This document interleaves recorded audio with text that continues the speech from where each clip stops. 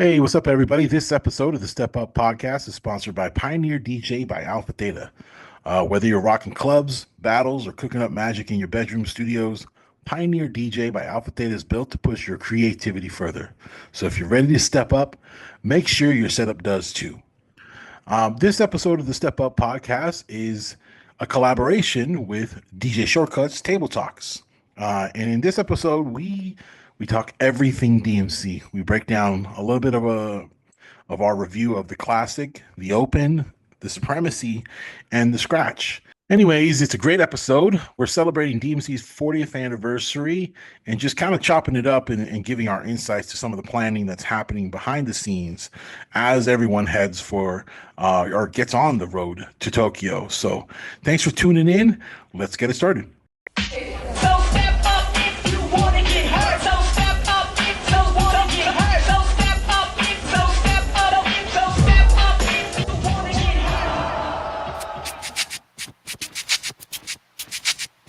Test 1 2, test 1 2. How y'all feeling?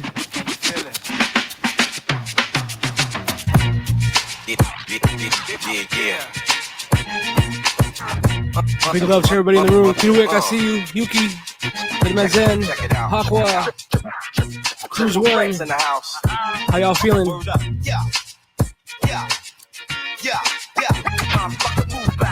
Others had their turn to flex. Hey, yo, triple threat is up next. Yeah. Everybody claim to the best. Seats the bull.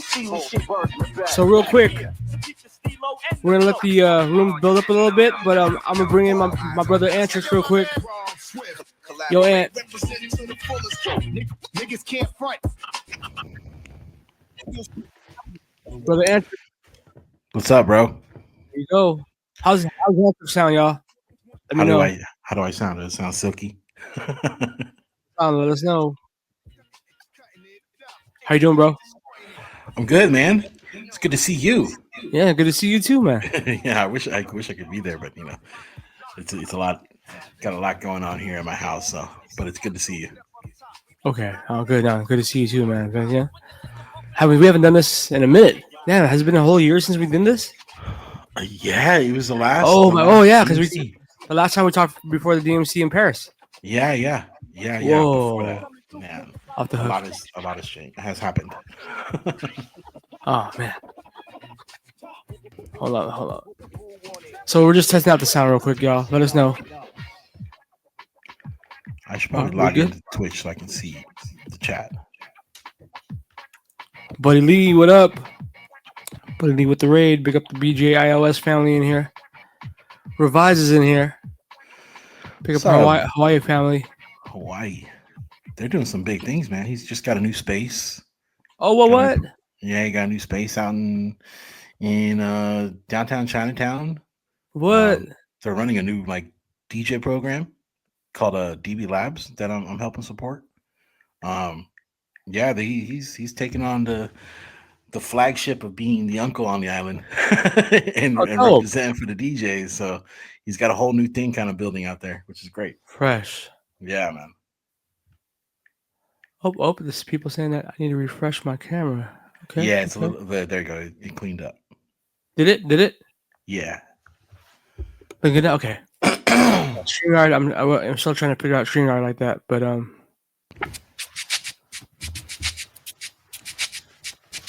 Come on. You're busy. You were just in LA. Yep. Sure was. For Bastards thing, and you're about to go on a reggae cruise. Man, a lot going on. Oh man, thanks for the segue. Here comes the shameless plugs. So we got. If you happen to be in Oakland this weekend, this Saturday, it'll be a native tongue night. Not even a night, native tongue day. All native tongues, all my tribe fans, De La fans. It's going down in Oakland at the Athletic Club. Myself and my brother Platter come through for that if you can. And then on Sunday, a 2-hour cruise around the bay, starting at 6:30, right on time for the sunset. All reggae, mostly Lovers Rock Foundation. If you're a reggae head, come through and join us for that. And there are the shameless plugs. Yeah, we gotta do that cruise again for the USA finals. Oh, I think that's in order. Yeah, I mean, that's already on reserve, man. You know what I mean? If any of you guys came to the anybody was here for the 2023 World Championships in San Francisco, that next day on the boat was amazing, man. I mean, yeah, we did a boom bap cruise, followed by a big cipher with everybody on the boat, a scratch cipher, and that was amazing, man. I mean, we definitely have to have more of those. So, but Elise he's gonna be here for the DMC USA. There you go, back in Frisco, y'all. Make your plans now. Make your plans. Yeah, the lineup's coming together. The battle's underway, and I think it's like the cruise is going to be something that's going to be help it kind of set the tone for the years to come. Like the idea is to just grow it. So no, definitely we need to keep that going because there's definitely a great I think there's just more things that happen on DMC World Championship weekend, whether it be in the U.S. right or the world coming up in Tokyo this year. We're it's trying to make it a little something for everybody. It's definitely gonna be worth. Like I said, I was saying I don't know if you caught what I said early, and Trix, I was like, if you haven't been to Japan yet, this is the time to go. Oh yeah, this is the time to go. Oh man, but I mean, straight up, if you definitely need to come through. If you haven't been to Japan and experienced, Japan is definitely the most affordable time that'll ever be. I think in my opinion, but just being there for DMC's 40th anniversary. Damn. Yeah, it's a big deal. It's a big deal for Techniques. It's a big deal for Alpha Theta, especially for DMC. And Tony Prince's birthday just passed. What? He's supposed to be there too. It's we're really trying to take the stance of celebrating 40 years of champions and Tokyo and all their national champions. So we've reached out to a lot of different Japanese national champions. We just announced DMC Indonesia. So there's more branches getting involved. Yeah, it's I'm curious. If you happen to know off the top of your head, but what are the new branches this year? So we have, excuse me, we have Indonesia, we have Switzerland. Who else do we have working? We have DMC Middle East, which represents like Saudi Arabia, Dubai. I mean, it might split off, but for the most part, it is the Middle East. Excuse me. I think that's about it. We have a couple more in the works. But we have new management like in DMC Canada. Like it's a new team in the USA with us kind of leading the way. What up? There's a lot more interest. And we're getting more inquiries about branches wanting to start up this year because we're starting to share more information about the future World Finals. So, but Indonesia is the latest one to kind of jump on board. And yes, man, big up Indonesia. It's I'm glad to see these countries back in it because like Indonesia has had a branch before. Yeah, and it's been a while though. The manager running it is very very experienced. He runs some festivals and has experience with Restyle and some of the past champions. So thankfully he came to me from Vect from Canada. So sick. Okay, there you go. Yeah. I think it's dope that the DMC2 now has a lot of just a lot of the DJs involved with the branches, with helping with the organization, the input as far as like we're the forward, advocates. Exactly. Yeah. I think it's good because we're the ones that have a real true investment in the culture. And yes, absolutely. Couple that with managers that have some business experience. It's almost like the standard format there should be a competitor or a DJ involved and someone with some true business experience in marketing and sales, so that you can kind of uphold this brand moving forward. Like, in this day and age with everything going on in terms of the economics of things, you need someone that's going to keep you grounded in terms of the authenticity of DMC, but you need someone who's forward thinking in terms of business that can help kind of manage that. And there's got to be an ebb and flow to things. So yeah, it makes sense. Man, and the legacy that DMC has already established, man. It's like we definitely got to keep that. Oh no. Oh, was that me or you? I hope that was me. I think that was you. Okay, we're good. Let me know. Like I said, we're still working out the kinks here, y'all. So let us know how do we all sound good, or how's it? Are we still blurry? What's going on here? Let me know. Let me know. Oh, is it me? Oh, you.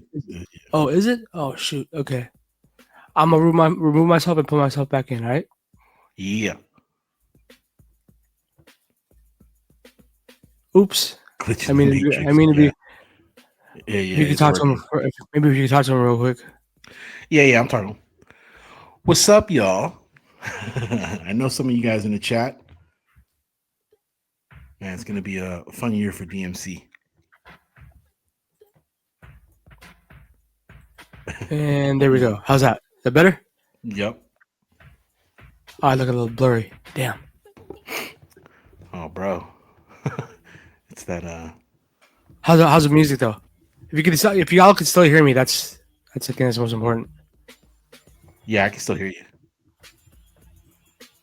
Working off of that Trader Joe's Wi-Fi. Yeah. Yo, we've had a lot of what do you call it? Squirrel problems chewing on the wires here. Oh shit! Yeah. Okay. We live in the woods here, so. Yeah. I know exactly what you're talking about. There's a lot of rodents in that area. Yep. Okay. Good. We're good. Yeah, man. Yeah, y'all. So welcome to the room, y'all. If you guys are just joining us, this is Table Talk. I got my brother Antrix from the DMC, and we wanted to talk about everything. Well, not everything, but everything that we can regarding this year's DMC World Championships. We have the categories going, and an introduction of another category, the second year of the Open. Yeah. The Open is our big one because when we looked at the data afterwards, majority of the online for the wild card, which is now the wild card, we had a big tick in competitors in the Open and the Scratch, which was our outliers this year in terms of signups online and globally. So it's we're still being defined, as you know, because you were involved in the early stages. We have a lot of feedback that we learned from Paris. But I think it's heading in the right direction because as long as we're consistent enough with having it out there and sharing some of the judges' feedback, we're going to see a lot of great DJs coming through. I'm seeing, what we saw just on the metric side. We saw a lot of females enter the Open. We saw a lot of young kids enter the Open. That's so dope. It's exciting for DMC. I think so. And for what this means for the classic is always going to be there. It's going to be the traditional battle, but at least with this, we can get more eyes on it, and people, it might attract more traditional turntablists to the platform. So I'm excited. Yeah, definitely. I mean, I think what's dope now is DMC is not. It's really just DJ orientated in all areas, man. And now that you have the Open, it just completes it all. I think. Yeah. And definitely, it's not if you're a DJ wanting to enter a competition, you can't just think DMC now. Oh, that's just where you just got to scratch and beat juggle or something. I don't do that stuff. No, there's now it's taking it back to the foundation, and realistically, what the if we got any older heads in here, the first DMCs in 1985, 86 were basically almost mix orientated. Really, you know what I mean? So but to bring it, to come 40 years back to it, and now it's bringing it back to the foundation, but it definitely I think extends the legacy, especially, you know what I mean? Yeah, I agree. I mean, now that more people are into are more kind of on the mix tip, but hopefully it gets people who are on the mix tip who aren't familiar with the turntablist part of it. Yeah. To get familiar, you know what I'm saying? So. Yeah, I think it's when I just posted this series on the DMC World social media called Celebrating DMC 40, and we're celebrating some of the past champions. It's something that we started last year. That's right. Well, our past and the video I posted was of Chad Jackson routine. I mean, I was going through that routine, and I'm like, man, all of this is just it was straight up theatrics, and he was scratching with a pool cue, the football, and some other things. But overall, it was just an exciting. I think that's where DMC. Yeah, there you go. The DMC has always been about the excitement of the DJ's routine and the uniqueness of it. And, oh shit! And what's cool about Chad Jackson's routine was, he had a lot of different I guess you can say theatrical, things in his set, but overall it was still very musical and fun. I was saying we should bring back the fucking whistles for a lot of people who watch DMC videos, I think back in the days, were like, man, why they keep blowing them damn whistles? I think you can't understand what that is about until you're actually there. You know what I mean? You actually have to be at the battle itself. Yeah. Because I could only imagine that, this is I think it's more of a European thing as well. Yep. If you go to a soccer match, if you go any of those kind of matches, that it's that extra kind of everyone's just hype, really. You know what I'm saying? Yep. Exactly. And so if you guys, anyone who trips off the whistles at the old DMCs, it was definitely more of a crowd thing. You know what I mean? Crowd participation thing. If he did something dope, that's when you blow the whistle. Yeah. But this part, he does this scratch where it's these stabs that sound like almost like what you guys do.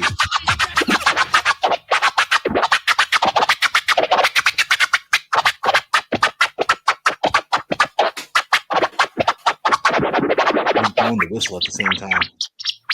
Oh, he was, huh? Yeah, watch. Let's see. Oh, he was.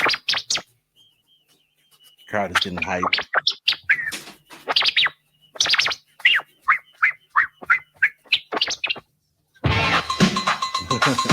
I think this is definitely one of the first years that you can see like the hypeness of a DJ. You know what I mean? Before the DJ was going to work, you know what I'm saying, right? He was just in the mix, really kind of focusing on the mix. But this is like early theatrics, kind of more really that entertainment factor.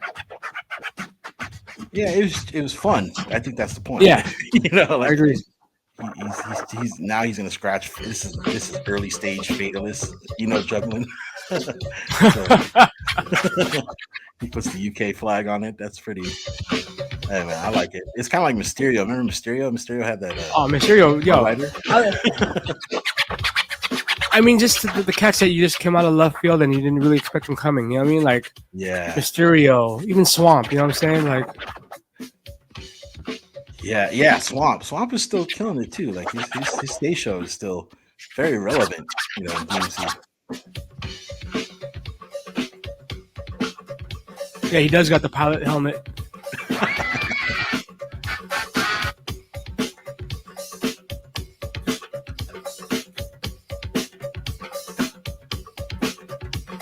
What a time, man. You know what I mean? Like, I know. And just for the heads up, there you go. Look at that. Yes.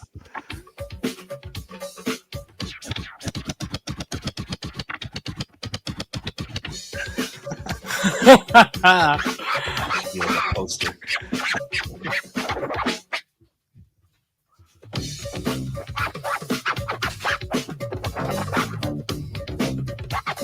Yeah, they would kill TikTok. These are like TikTok friendly type of routines.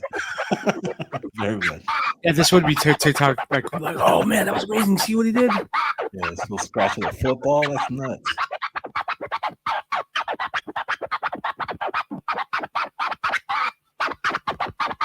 Pre-small mixer. Yeah. Pre-2-channel mixer.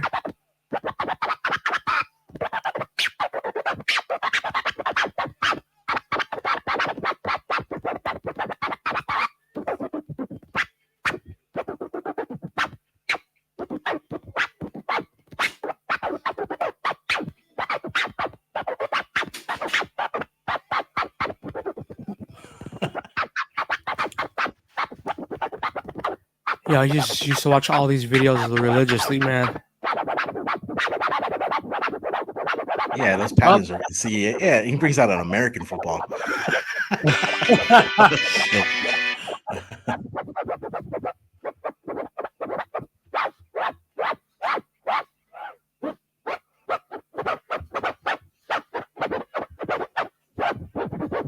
Can you imagine if this year the world champions weren't held in London? What would his check-in luggage be like? Full stick, football.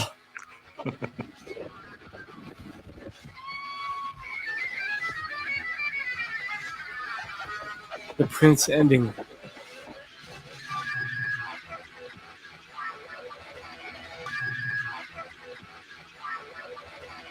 That must have been exciting to see, though.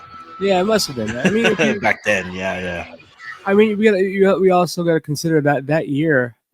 That was man, that was the year of. I mean, they still had the awards too. Yeah. And the awards were, I mean, who came through? Jimmy Jam, Terry Lewis, Janet Jackson was there. Yeah, that was a big one that year. The next year, you had James Brown, Run DMC. I mean, man, DMC's history, man. This is just crazy. Yeah, and they're trying to bring back. They tried to do that last year. Well, they did do it last year. You know, I mean, you saw the awards were kind of coupled with DJs more than they were recording artists. You know, maybe like Bob Sinclair is more of a recording artist. Well, he is a DJ.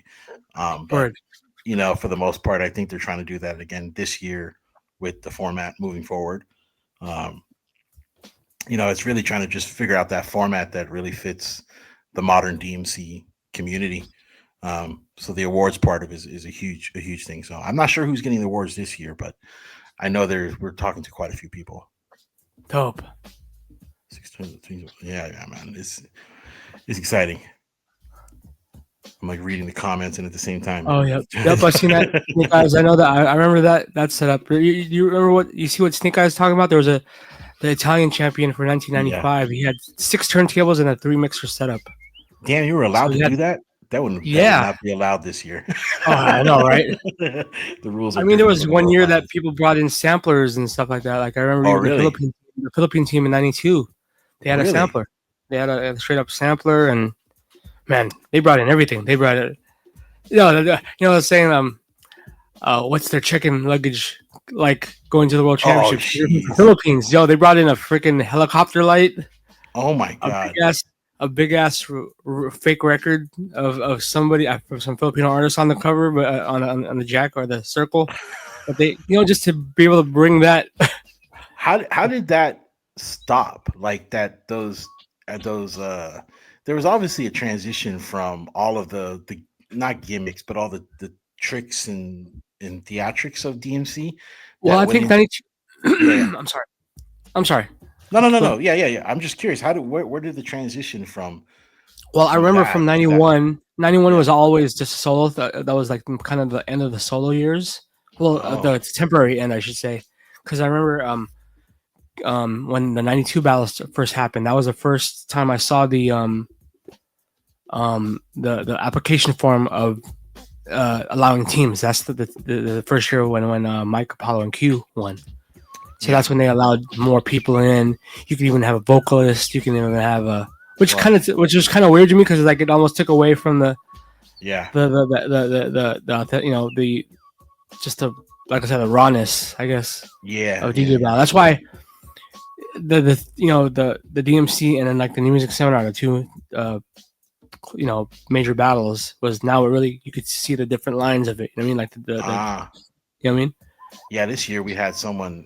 We had we have a branch chat between all the branches around the world, and someone was inquiring about using a musical instrument in their set, and we were all discussing is this something that needs to be changed in the rules, and I mean it came down to that the rules state that it has to be strictly DJ gear, and to add a musical instrument would make it outside of the lines of what we're looking for, right. But it was just something that was like the 80s versus the 90s DMC were completely different in terms of the style of DJing that was up there on the DMC stage, and heading into the 2000s and damn, I can't believe I'm saying 2000s, 2010s. Oh man, we're talking about we're saying that like it's been forever, but it has been. If you really trip, it has been forever. You know what I mean? Yeah. It's I been mean, a long 40 time now. years. Yeah, I mean, we're in a new era of styles, but I mean, we saw like Paris was a unique. I guess you can say it was a unique pot of different eras because of Fly coming back, and some of the people that were involved with we saw some new people enter the classic last word. year. That came that like Max Best was one of my favorite. I mean, he didn't place top three, but he was one of my favorite just because of I just did a podcast with him, and it was just completely like just fanboying over what he did and trying to figure out what was his mindset behind his sets, and and he really loved Pearly, because Pearly's landed, even though it was a tradition, it wasn't traditional, but it sounded great, and he said it landed really well in terms of the style of beat juggling and scratching that she was doing. But it's kind of cool to kind of see someone like Fly come back last year, because it was kind of intimidating for everyone else on the lineup. So people are like, "Yo, is Kentaro going to come back this year? Like, who's going to come back this year and try and win the classic?" So it's interesting to see what's going to happen. Yeah, I mean, it's dope that it's that's one thing that what's good about, especially with the classic, it's that traditional Yeah, 6-minute set of just who's dope. You know what I mean? yeah. And And I'm then, oh, go ahead. no, I'm sorry. Go ahead. No, I'm curious. Like, I asked this question to Max because Max was mentored a little bit by, like there's a lot of people mentoring other people. Like he was, Max has some mentorship from Vect and some other people. Oh, And there's fresh. this, yeah, and there's this, he had a great quote where he was saying that, objectively speaking, Vect is right in many ways of how things should be done. And his question was, or my question to him is, how do you balance, he said that he's not the greatest, he's not, he feels that he's never going to be as good as the people that has done this before, the scratching and juggling.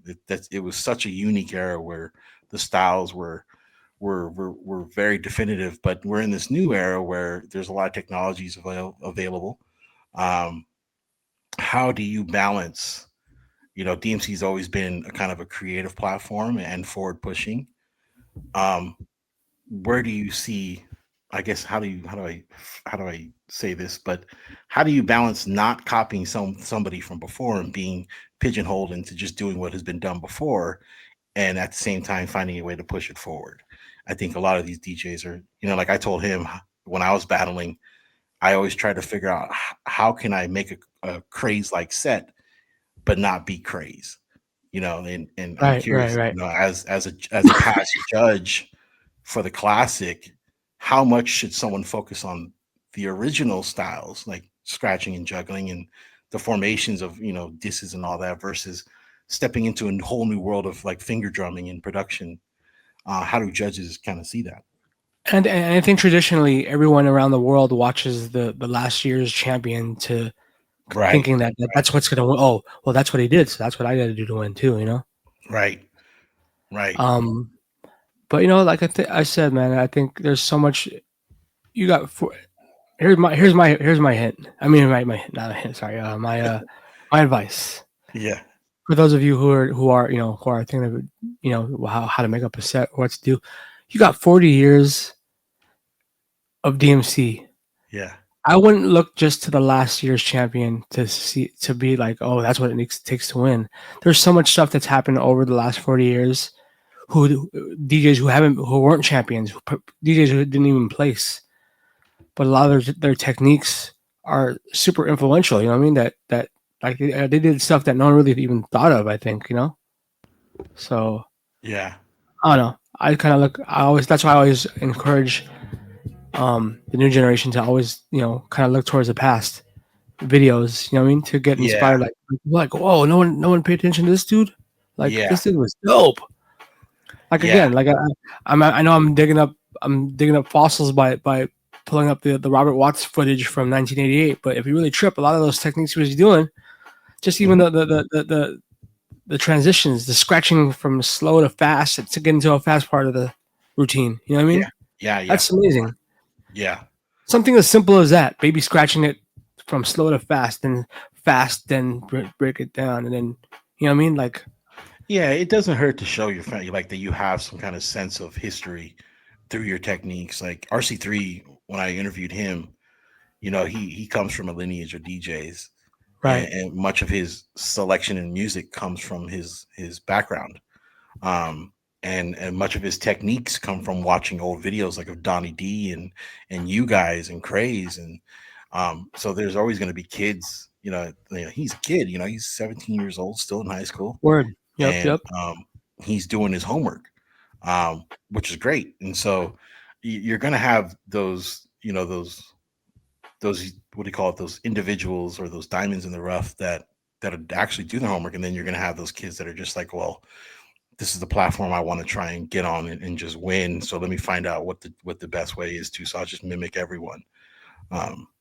But yeah, I thought it's kind of curious to kind of see the different styles that are coming out based on the equipment that's also coming out. I talked about with Max about the transition from break records, or I think it was RC3, but break records to DVS. Like he didn't deal Oh with yeah, break that's right. records. And break records were seen as something negative in the DMCs. I think, at least That's from what right. I was hearing. I Yeah. totally remember that. Like, man, now that we're talking about that, I just remember how long ago that was. I mean, like, and I used to be one of those DJs who used to kind of rag on DJs who just use nothing but break records, because my thing was like, yeah, all you probably have is like a crate of just nothing but break records and no actual records. You know what I'm saying? Yeah. And and that's the thing. I think it's the generation gap has even grown more, because I learned not to blame the younger generation for not being able to know the music background, because they never had the records in the first place. You know what I'm saying? Right. And and when it comes, if you wanted to start digging on YouTube for like old, hip hop or old whatever, to start juggling records, like where would you start? You know what I'm saying? So. Yeah, like I said, man, I always say this, man, in most of my interviews, like, yo, remember it used to be always about breaking new joints to like people. Now it's like, for me as like an elder DJ, I have to break classics to the younger generation. Yeah. And if because like if you listen to like TikTok now, TikTok's reviving a lot of these old songs to the new generation, right? Like, yeah.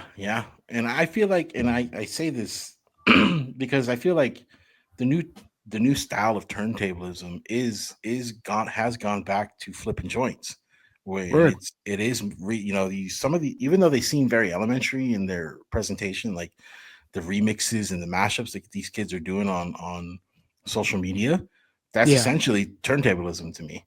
I mean, for them, it's like, the transitions are what they're really highlighting. Like, oh, look at this transition, or look how this works. But it is traditional mixing, and I think that's why it's going to make the open really exciting this year or moving forward, because you're going to see some of that style of turntablism leak into the open, because they feel like it fits there more than it fits in the classic.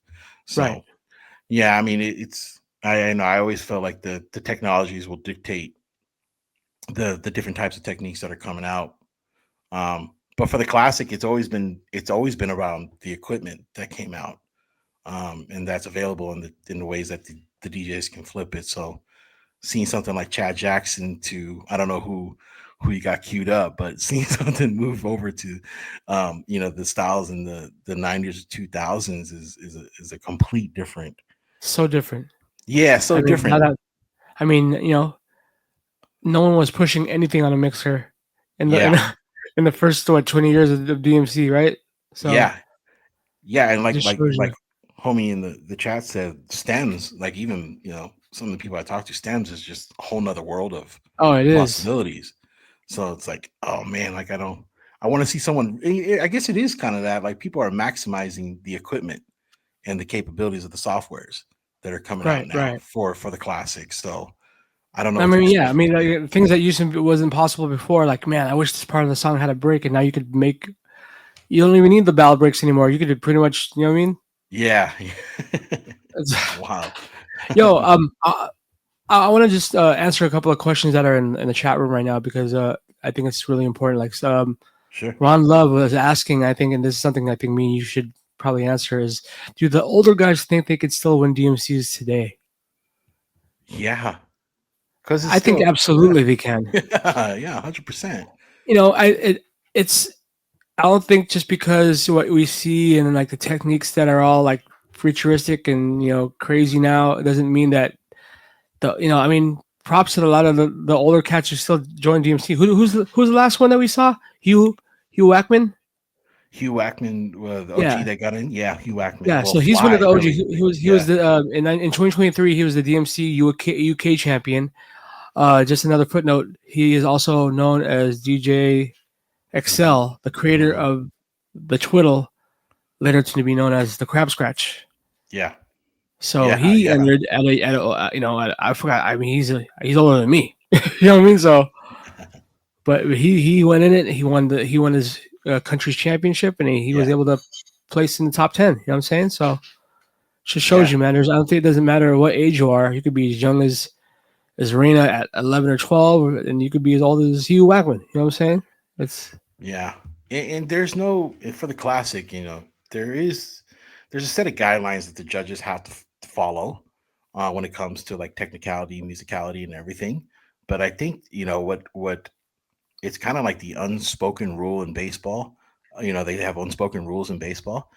If you can captivate the crowd, that's going to speak volumes about who you are as just a DJ. Right. And if you do that, like someone like Hugh Wackman, I spoke to him at the San Francisco finals. He was like, I'm like Max said, I'm not going to be as good as some of these elite scratchers and beat jugglers, but I do have a great stage show. And I can do just enough to make sense of it. And he's right. He got all the way to the, from the UK finals all the way to San Francisco. So the classic is about those surprises, really. Like Fly was a surprise. K-Swiss is always going to be a surprise. Fumi was an amazing surprise. Right. And all the way down the line, all of them were technically good. But there's no point system on how many flares you do. Exactly. Yeah, there's no point system with the classic. So it's one of those things where there's got to be somewhat of a wow factor involved. So cool. Yeah, good question. No word. Hold on real quick. What else is someone saying? Yo, big up my man Mr. V in here. This is the evolution of the competition and the equipment and technology. I am assuming you can be more creative. DJs utilize what they have and making something new by implementing software with creativity. Well, I think that's what it is right now with would you say that's kind of the same thing of DJs making pre edited sets? What's that? As far as some certain DJs utilizing like software. Yeah. Oh, let me see the question. I'm sorry. What was the question again?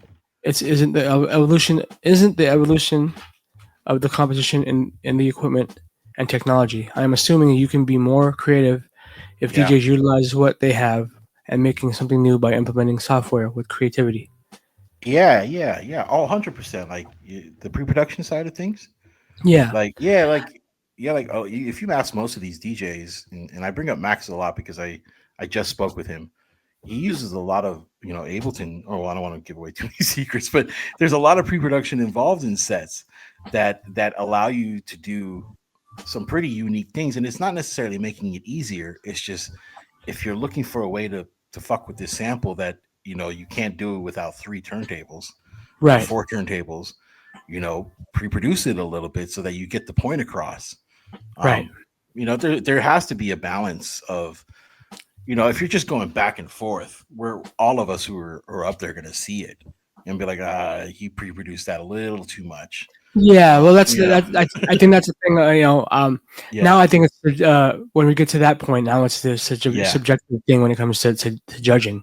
Yeah. There's as someone who's someone who's judged DJ battles in most of all the leagues. The ITFs, the DMCs, and the 3 style. Yeah. I think subjectively, there's DJs who look towards, oh, that's a little pre-produced. Oh, like um, I You know what? personally, I'm not, and maybe I'm giving away my judging criteria, but Yeah. I'm not really too big on the pre-production tip because, like I Yeah. said, I'm still OG. I'm still call me a dinosaur, but I still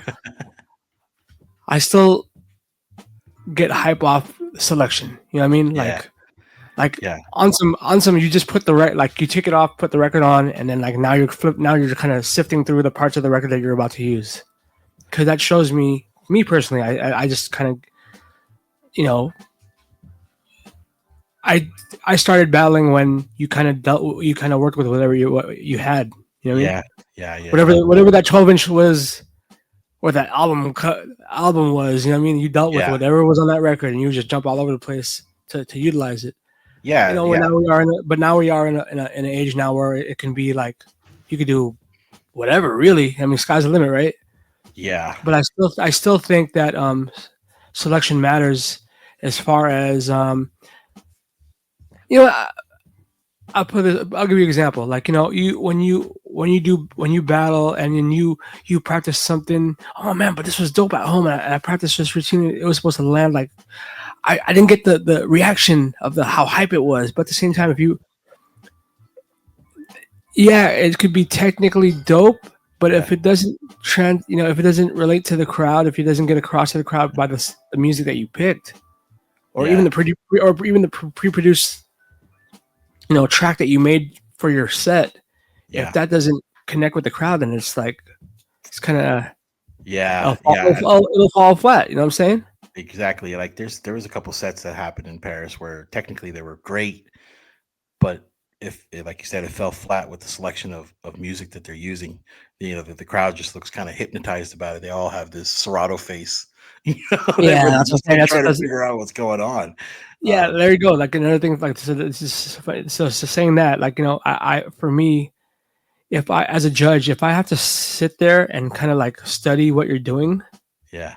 and just kind of be glued on what you're doing and trying to understand what you're doing, Yeah. I'll lean towards the person who's just making me do this. You know Yeah. what I Yeah. mean? Yeah. You know Yeah. what I mean? Like, Head bob. there, Yeah. I'll give you an example. I've seen a bunch of scratch battles in the past. Scratch battles now.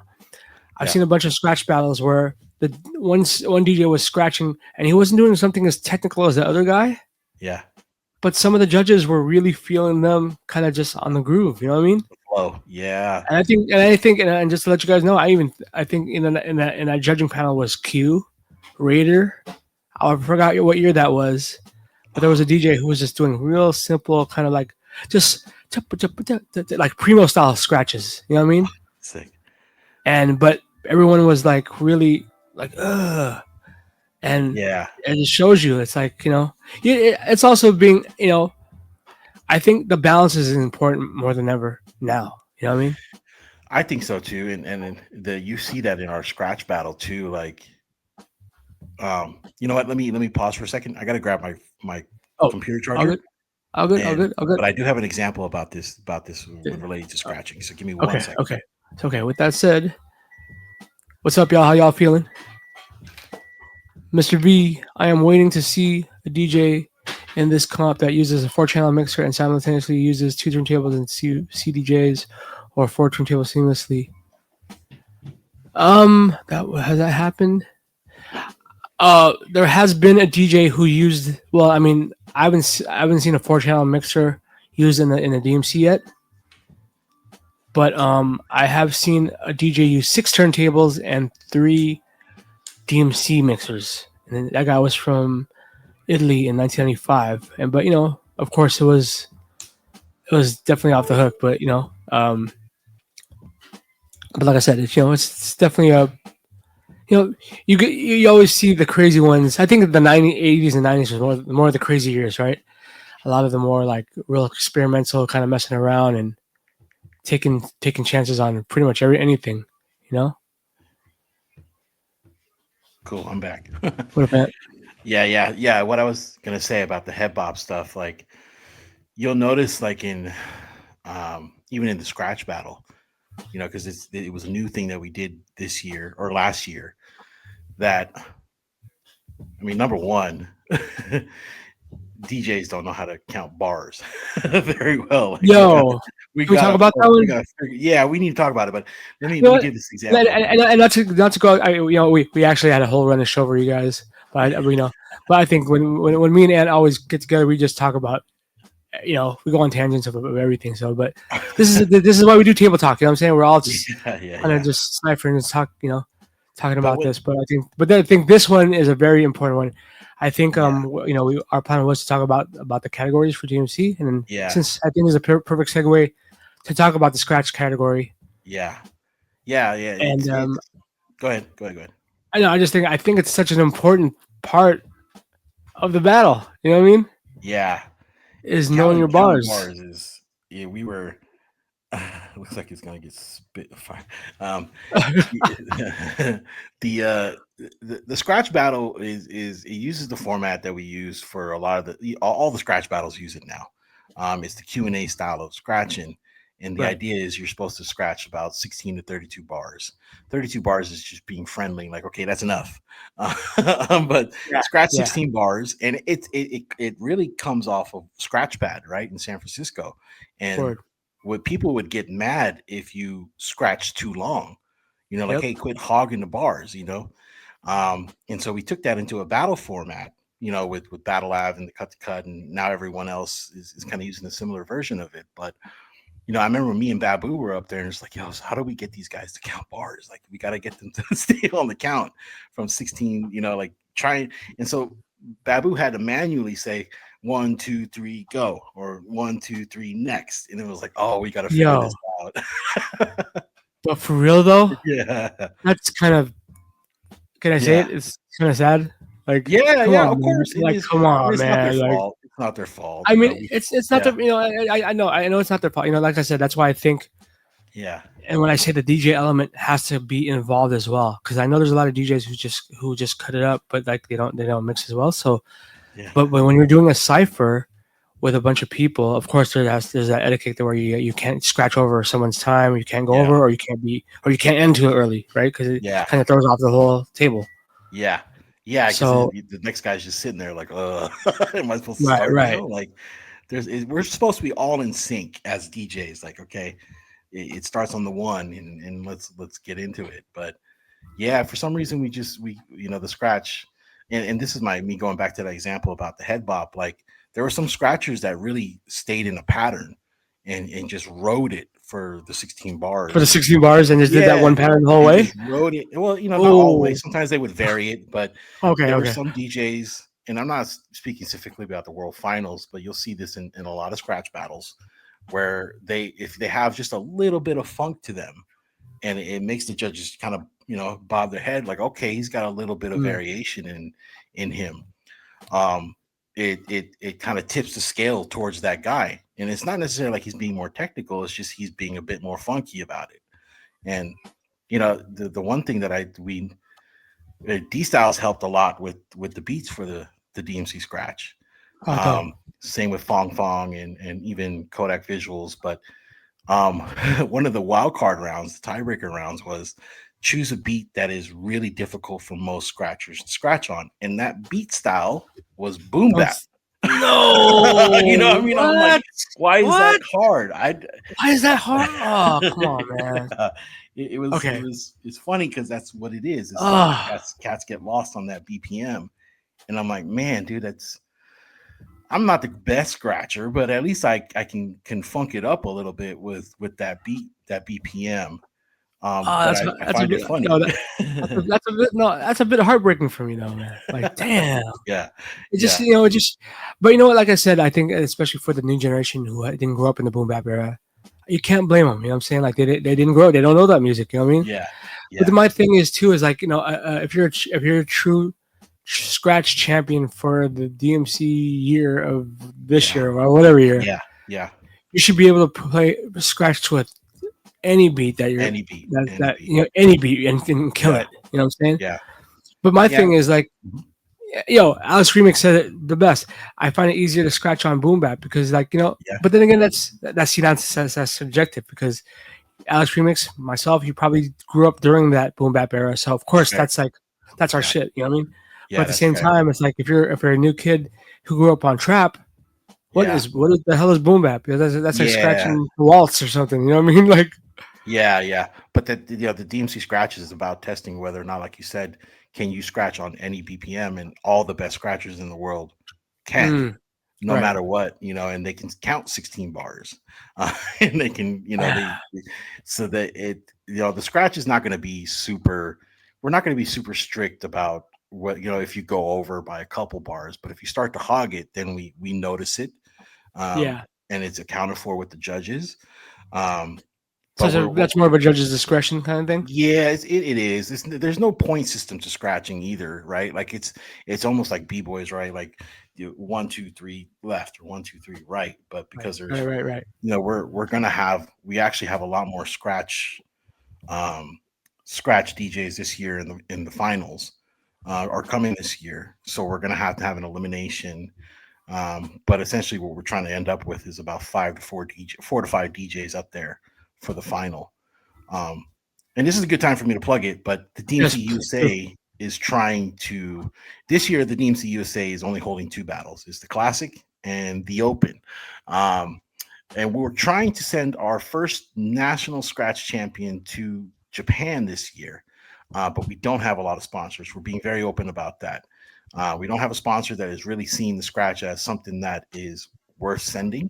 And so we're having to turn to the community and try and raise some funds for it. So if you go to our website, dmcdjchamps.us, we kind of have a fundraiser that if we can raise enough money for our champion to get to Tokyo, we'll hold a national competition online to try and get them there.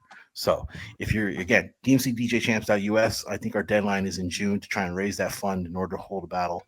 But I think the scratch is it's one of the most popular battles within the 4 of the DMCs right now. We had over 100, if we would have counted the rest of the branches, we had over, maybe 200 DJs enter that battle. And you know how that battle gets, it's tough to watch. Teams. And I judged a couple. I judged a couple of the eliminations for that. Yeah, I remember one year the scratch I had to do almost 100. Yeah, that was like oh man. I don't know how to make it any smoother, or you can't even, I don't want to put too many clamps on it, like, oh, stop using stop using fresh, try this, try that. You want to kind of leave it open for them. But as a judge, I mean, you say it yourself, you can tell whether or not this person's got it within a few seconds of any routine, whether it's a Classic, the Open, the Supremacy, and scratch. As a judge, what are you, I mean, what are you looking for as a judge in terms of scratching? And if you were, I mean, I know you're saying that maybe your feedback would be more suitable for the Classic or the Open, but I definitely think you have an understanding of what to look for in a scratch battle. Well, for scratch battles, I definitely look for, I'm always looking for versatility. You know what I mean?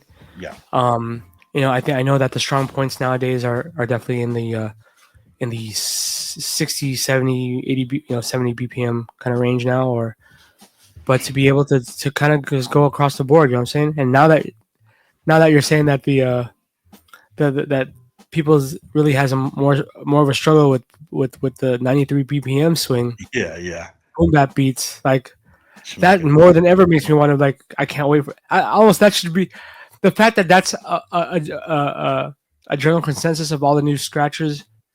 Yeah. What BPM they're having a problem with, that should definitely be in part of the part of the hurdle. You know what I mean? Like, yeah, make it the first round. I mean, honestly, I think that should be like, maybe in the beginning for it to eliminate. Like, that should even be almost a prerequisite.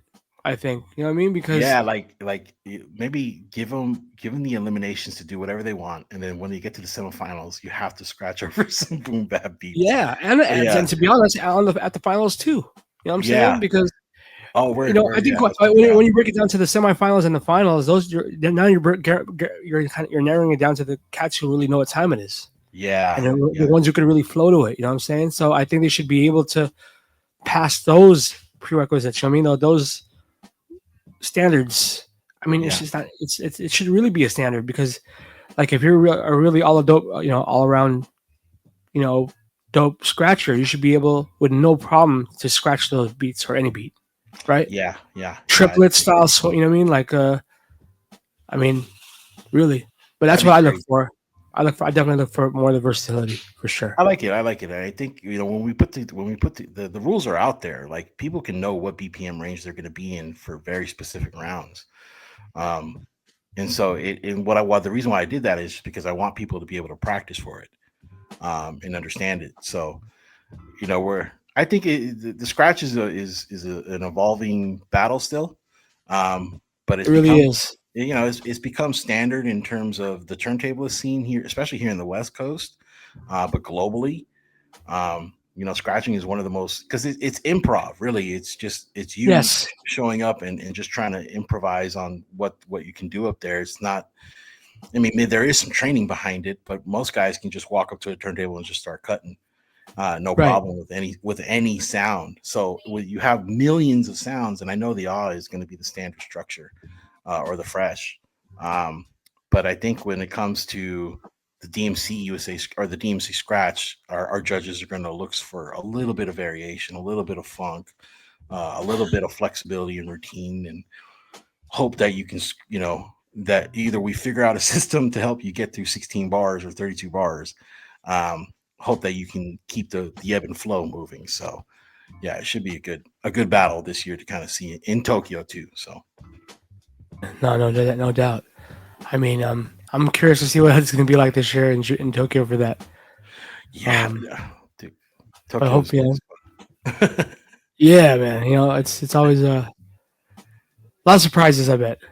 So Yeah. It's cool because we're this year in Tokyo. We're doing two events. It's going to be the main event on Saturday, which will include the classic, the scratch, and the supremacy. And then the second event is going to be the open at a separate venue. So the first event's going to be at O East, in Shibuya. And then the second event is going to be the DMC Open, which we should probably talk about too. The DMC Open finals, at Harlem. And you know Harlem. You were there for Three Style. legendary Yeah. Harlem.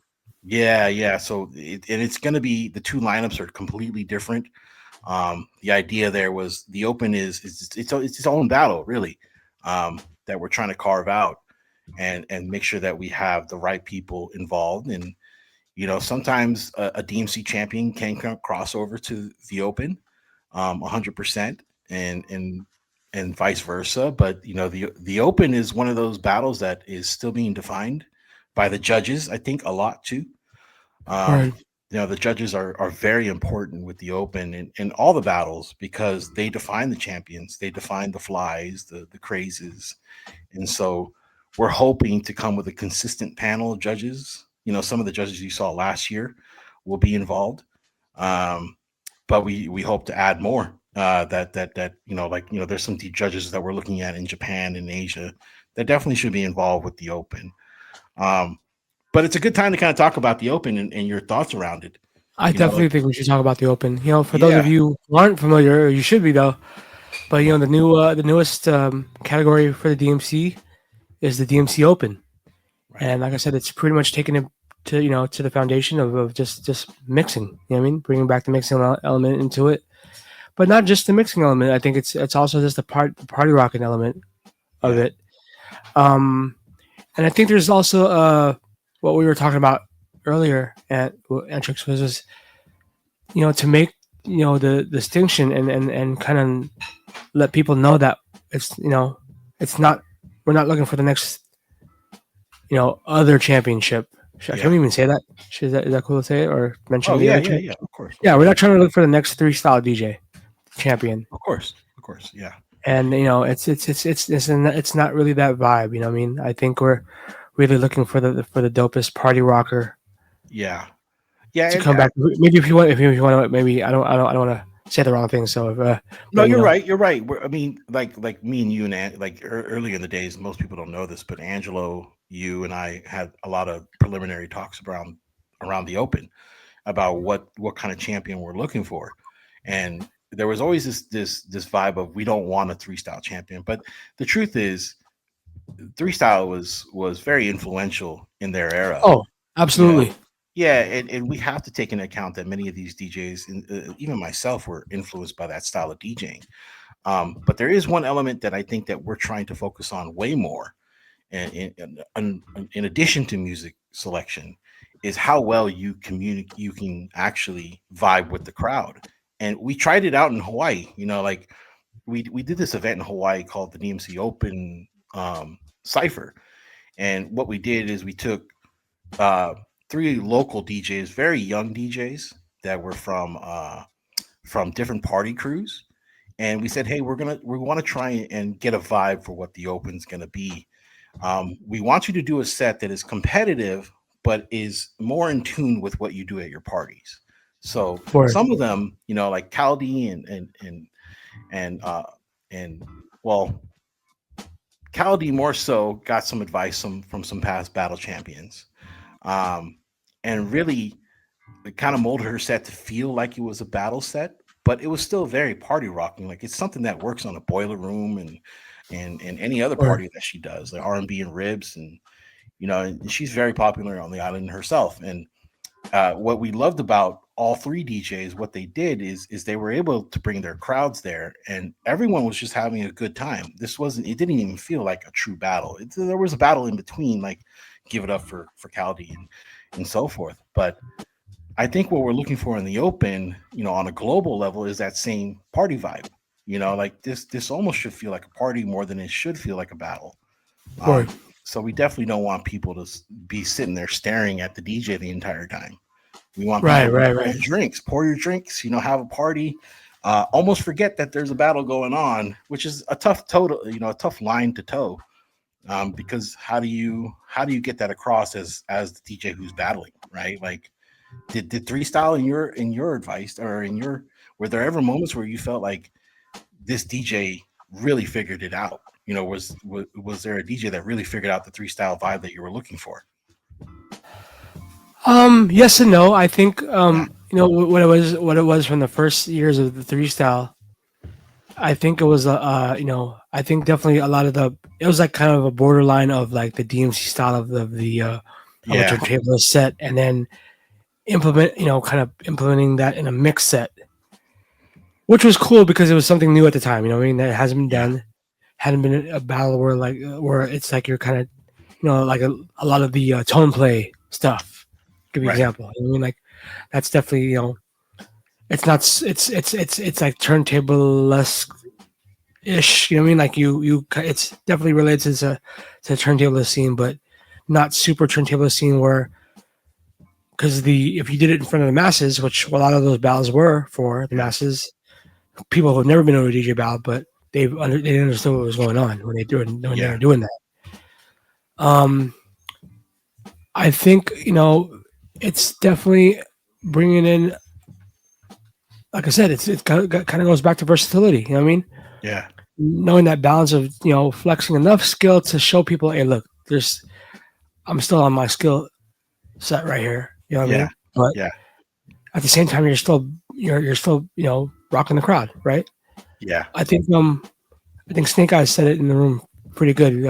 Two DJs who I thought, definitely, that I saw in the past in the three styles were Puffy and Jay Espinosa. Real good balance of just like really, translating your set to the crowd.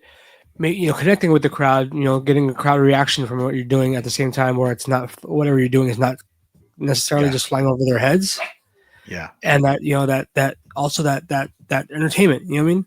Yeah, that entertainment factor. If you think about it, like man, Puffy though, I love my man Puffy. I think that guy should always get a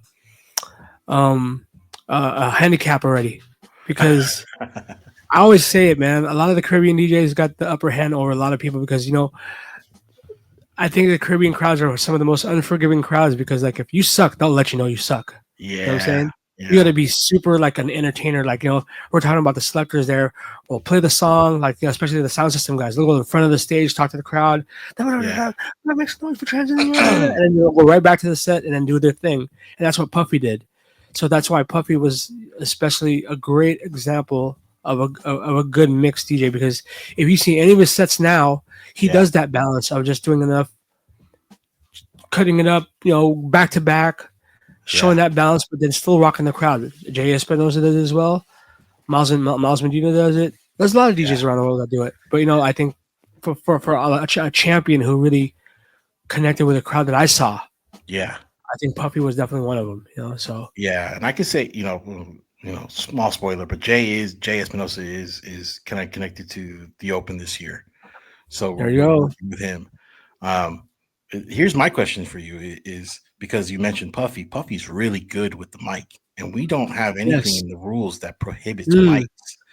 Should mics be allowed in the DMC Open World Finals? Because we don't even know if that should be. We haven't really formally figured that out. So here's the thing: from what most parties I've seen nowadays, it almost seems like it's kind of it's almost a must, man. I mean, realistically, you need to connect with your crowd. You know what I mean? I didn't talk on the mic for the longest time, and it wasn't until I started doing triple threat gigs with Apollo, and one of the main things he told me as I first started talking to Mike, he was telling me, "Yo, the first thing you gotta say is greet the crowd, greet the what's up, city, whatever city you're in. Yep. If you get a crowd reaction from jump, you're good. All you got to do is not put your foot in your mouth after that. Say something stupid, you know what I mean? So I've been doing that. Like, yo, what's up? What's up, San Francisco? How y'all feeling? There you go. You know what I'm saying? Yeah. True. I think now is it a requirement? Well, it's definitely something you should consider if you want if you want to become a DJ in the club or a festival DJ or something, like some kind of because I don't really, not nowadays, I don't know any DJ, not really that many DJs who don't at least say something to the crowd, address the crowd, greet the crowd at least. Yeah. It's part of it. Like, and you only got 15 minutes up there. So do you think you can get your point across just miming what you're saying on the record? Like, why not just say, "Hey, what's up, people? How you guys doing tonight?" And fuck shit up really quick. Here's the thing now as it goes back to the subjective part, are we looking for all around, not just a DJ? Are we looking for all around entertainer? You know what I'm saying? Right. Because like I said, that's why Puffy. I've heard Jay Espinosa talk on the mic. He's not as outspoken as Puffy, but I see him, say his thing. Yeah, and he's trying to connect. That's really what he's doing. So it's really something. It's really something to consider if you plan on joining the Open. I think honestly, maybe it's not a requirement, but just know it's definitely a big plus on the judging sheet in the entertainment. I don't know what the criteria is. What's on the criteria list? Do you happen to know what on the criteria? It's always going to start with number 1, music selection. Okay. It's going to be creativity, foundation more than technicality, and entertainment value is what we're looking for. I mean, those are the 4 kind of main criterias that kind of get across what you're trying to do. And I think a mic adds some complexity because maybe you don't speak Japanese, maybe you don't speak English. And if you're going to be trying to travel the world as a world-class DJ, you better learn something from that. I was about to, here's another another pointer. I would say, if you happen to, let's say you are from another country or somewhere, and you happen to make it to the World Finals in Tokyo, you might want to learn a little Japanese. Yeah, I'm just saying. A little bit. Yeah, anytime you hook up with your Japanese friends and just ask them, like, "Yo, just what's up, Tokyo?" Something as simple as that. Something, you know what I mean? Or something like greeting, some kind of some simple greetings. And I think that's part of doing your homework as a DJ, not just for the set, like not just doing your homework of what should I play for this crowd in front of me, but if I'm in a foreign country, I'm trying to be here to win this championship as an all around party rocker, as the best party rocker in the world. Yeah, I'm gonna greet this host country that I'm in. I'll give you an example. Remember in Azerbaijan, when we were there, and I think it was Carlo from the Philippines. Yeah, wasn't he playing like some Azerbaijan music? So the crowd. I wasn't there at Oh, you weren't there for that? No. He did that, and the crowd went ape shit. Really? But it just shows you. I mean, just stuff like that. Just stuff like that to me is like, okay, smart. You know what I'm saying? Because you're doing your homework. You're in a different country. That you're in the host country of this world championship. You want to be the. And he was a crowd favorite, yo. Yeah, he was. He was the big crowd favorite. Yeah. And I think it's tricky. Like I've done. I used to battle in. I remember when I first moved to Hawaii. I tried to play some traditional like island reggae. And it wasn't like, like there's island reggae and there's some like island reggae. Like if you know the cuts, you'll get the reactions. And and I probably put something very commercial and I didn't get the reaction I was looking for. And I was like, oh man, maybe, sometimes that comes across as good. Like if you can find the right track to play locally. But I agree. Like if you can't translate it into music, giving them the chance to kind of introduce themselves and talk on the mic is something that should be allowed. To me, I don't. If as long as we can, and here's the thing: is for the DMC Open Finals in Tokyo, we have a lot more finalists this year for the Open, and so there's gonna be there might be an elimination happening. Most certainly there's gonna have to be an elimination either the night before or the night of. But we're trying to narrow it down to just our top 4 to 6 finalists for that night. And so you're going to want to try and have an impact on that crowd. And so the mic thing was something that was brought up last year, I think with you and with a few other people. And we didn't really allow it in Paris because we technically didn't have the capabilities to do it. But this year, I think we're going to have a bit more discussion around it because if you're gonna, this is gonna mimic more of a party. No other battle has used a mic like that, that I can think of because it's always been music based. But maybe there is. You can't really put a limitation on it either. I don't know how to limit people. Like, hey, don't talk throughout your entire set. Well, here's the thing too. I mean, maybe I think what I would say is like use the mic at your discretion. But I think it's also a judge's like if.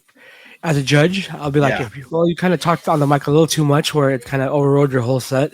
You kind of relied on your mic skills to kind of make up for like your, not maybe selecting enough songs or showing us your mixing skills or what I mean, like that. Yeah. So, I think mics should definitely be used because it definitely enhances a DJ set. You know what I'm saying? Fair. It shows personality. Like I said, that especially if we're looking for the entertainment factor. Entertainment factor. If the DJ is all around. Yeah. Entertainer, party rocker, you know what I mean? So, fair enough. I agree though. It's like it should be definitely, to the judge's discretion. We're like, well, I don't like it because you use it too much.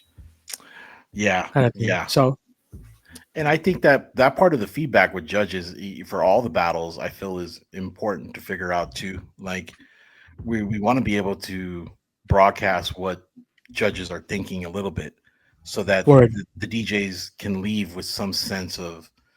I give the example of America's Got Talent a lot, or what do you call it? American Idol, because they give immediate feedback. Sometimes it's visceral, but like The Voice and all that, the judges, and maybe this is just me and not more so DMC, but I feel like the judges, if they're consistent, you're going to get a certain style of. You're going to start to have consistency across the board.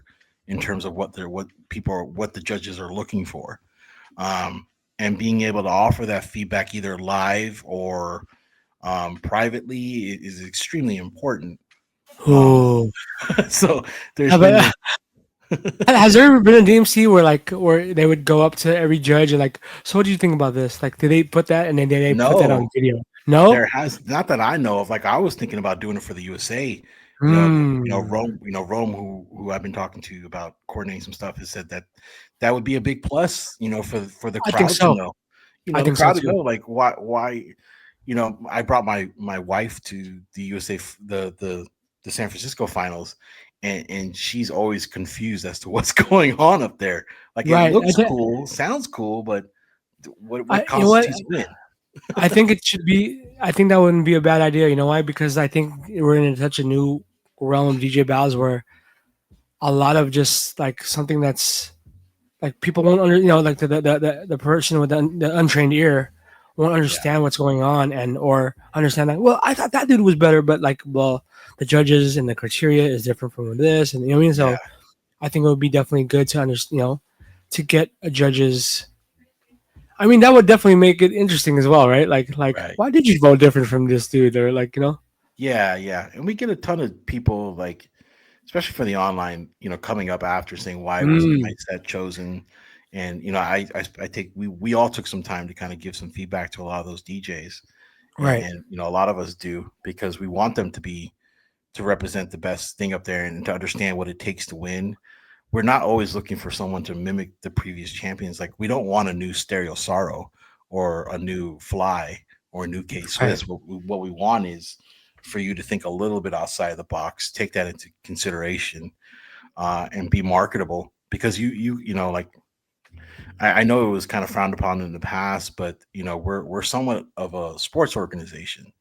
Like where this is a battle, this is a competition. It's like poker, it's like badminton on ESPN or something. Like Word. you guys are our athletes and you deserve to be endorsed and sponsored and given all the credit for what you've accomplished up there on the turntables. So do you think, Gatorade is always looking for, I mean, obviously that's probably a bad example because, the next Kobe or the next Steph Curry. Right. But we are looking for those types of talents where they have standout abilities. And, that kind of leads to reasons why we stepped a little bit. We did a pivot with the Supremacy, because the Supremacy we haven't figured out how to give Supremacy its true light.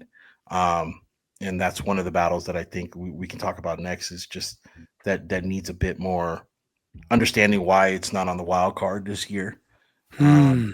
And why we chose to kind of keep it to just live national or live battles, because it comes from an era of battling that was really true to the foundation of it, and it's something you should only experience in person versus online. Yes, So I definitely agree. yeah, And also, and I know we had to just talk about it. Maybe, and I don't know. Maybe I want people in the room. If you guys want to agree or disagree with me on this one, but with the Supremacy, straight up, it was hip hop. You know what I mean? It's a b-boy battle. It's basically a b-boy battle. You know what I mean? Like it's a one-on-one situation where yeah, out of the two people, they get whatever time it is, 1 minute, 90 seconds, whatever. But that's all you get to show. How dope you are. But then there's also the clowning the other DJ, and of course in a friendly manner. But you know what I mean? Like just just the whole dissing element of it. yeah. Just the when one DJ does something, you go, ugh. And you look at the next DJ, like, how are you gonna answer that back? I mean, if we talk DJ battles, that's what we're really coming down to the foundation of it. You know what I mean? Yeah. Snake Eyes brought up something in the chat. He said, "Antrix, you remember the Guitar Center? I used to battle in the Guitar Center battles. We did in SAC. One of the judges went up to me and said, 'You would have won.' Bro, those Guitar Center battles, they were, politics." Well, that's a hard part too. It's like it's. I think that's always the hardest part of some of these in DJ battles is to find the right judges. Really, man, that's like such a really, really critical part because now we're talking about DJs who want to enter it. Like they'll be like the ones who will complain like, "Oh man, why is that person judging? He's not qualified enough or whatever. Doesn't know what time it is or this or that." So yeah, it's I know tough. that The judges. I know that DMC has been definitely trying their best, to carefully curate the judging panel, and I think it's going to be dope this year, man. Yeah, I think so too. I think there's definitely more care being put in. I mean, not that it wasn't before, but there's definitely more care and attention to the judging panel this year and moving forward because we want diversity. We want it to look fair. We don't want it to look lopsided. And what people have to understand with judging panels is that it varies in terms of age, regions that they're from, and styles that they come from. So we're looking for people that come from the traditional style. We're looking for people that understand modern turntablism. We're looking at, whether or not this person, there's sometimes you'll get a DJ that has, really, great background in radio and in music selection, but has no experience in battling, but understands what it means to be a party rocker. True.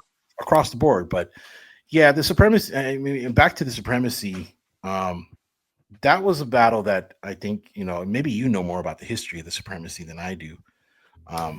But it came from the New Music Seminar, right? Yeah, definitely came from the New Music Seminar battles. I mean, the New Music Seminar battles is the oldest DJ battle that there is. It started in '82, and just to have that one-on-one DJ battle, that element is definitely it's. I'm glad that that DMC carried it on over the years. You know what I mean? Because it's such an important part of DJ battles. You know what I mean? It gets people, you know, you know that competitive edge. You know what I mean? And yeah, exactly. Rest in peace, my brother Clark Kent, for taking over the New Music Seminar in the early '90s.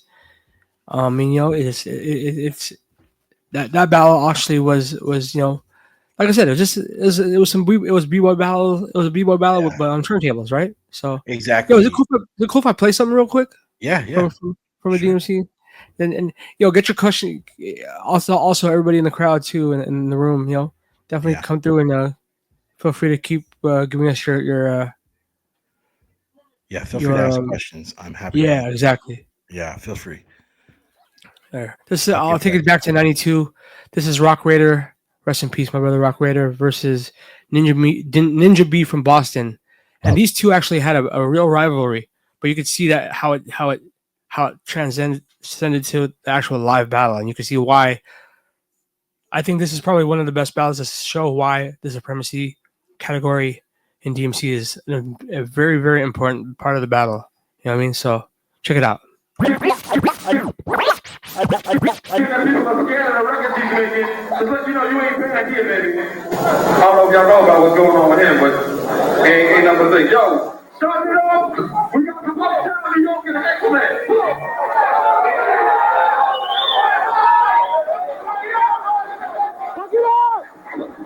Started off a man with a lot of complaints. He's a Rock Raider. Wait a minute, this is Rock Raider from the X-Men. From town. And he's from HB on the left. And he's from Boston. Let this battle begin. Fuck it up. Raiders first, and then HB will go. Fuck it up.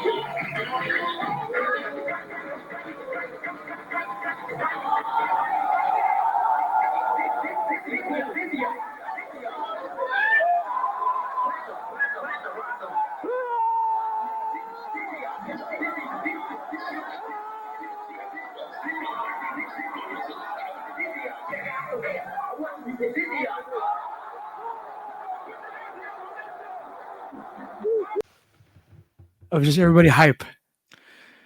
Yeah, and they were doing a back and forth with mimic each other's styles and techniques, and we were missing that in the Supremacy online. Like we couldn't get. Yeah, you can't. It's not the same, right? You can't. Yeah.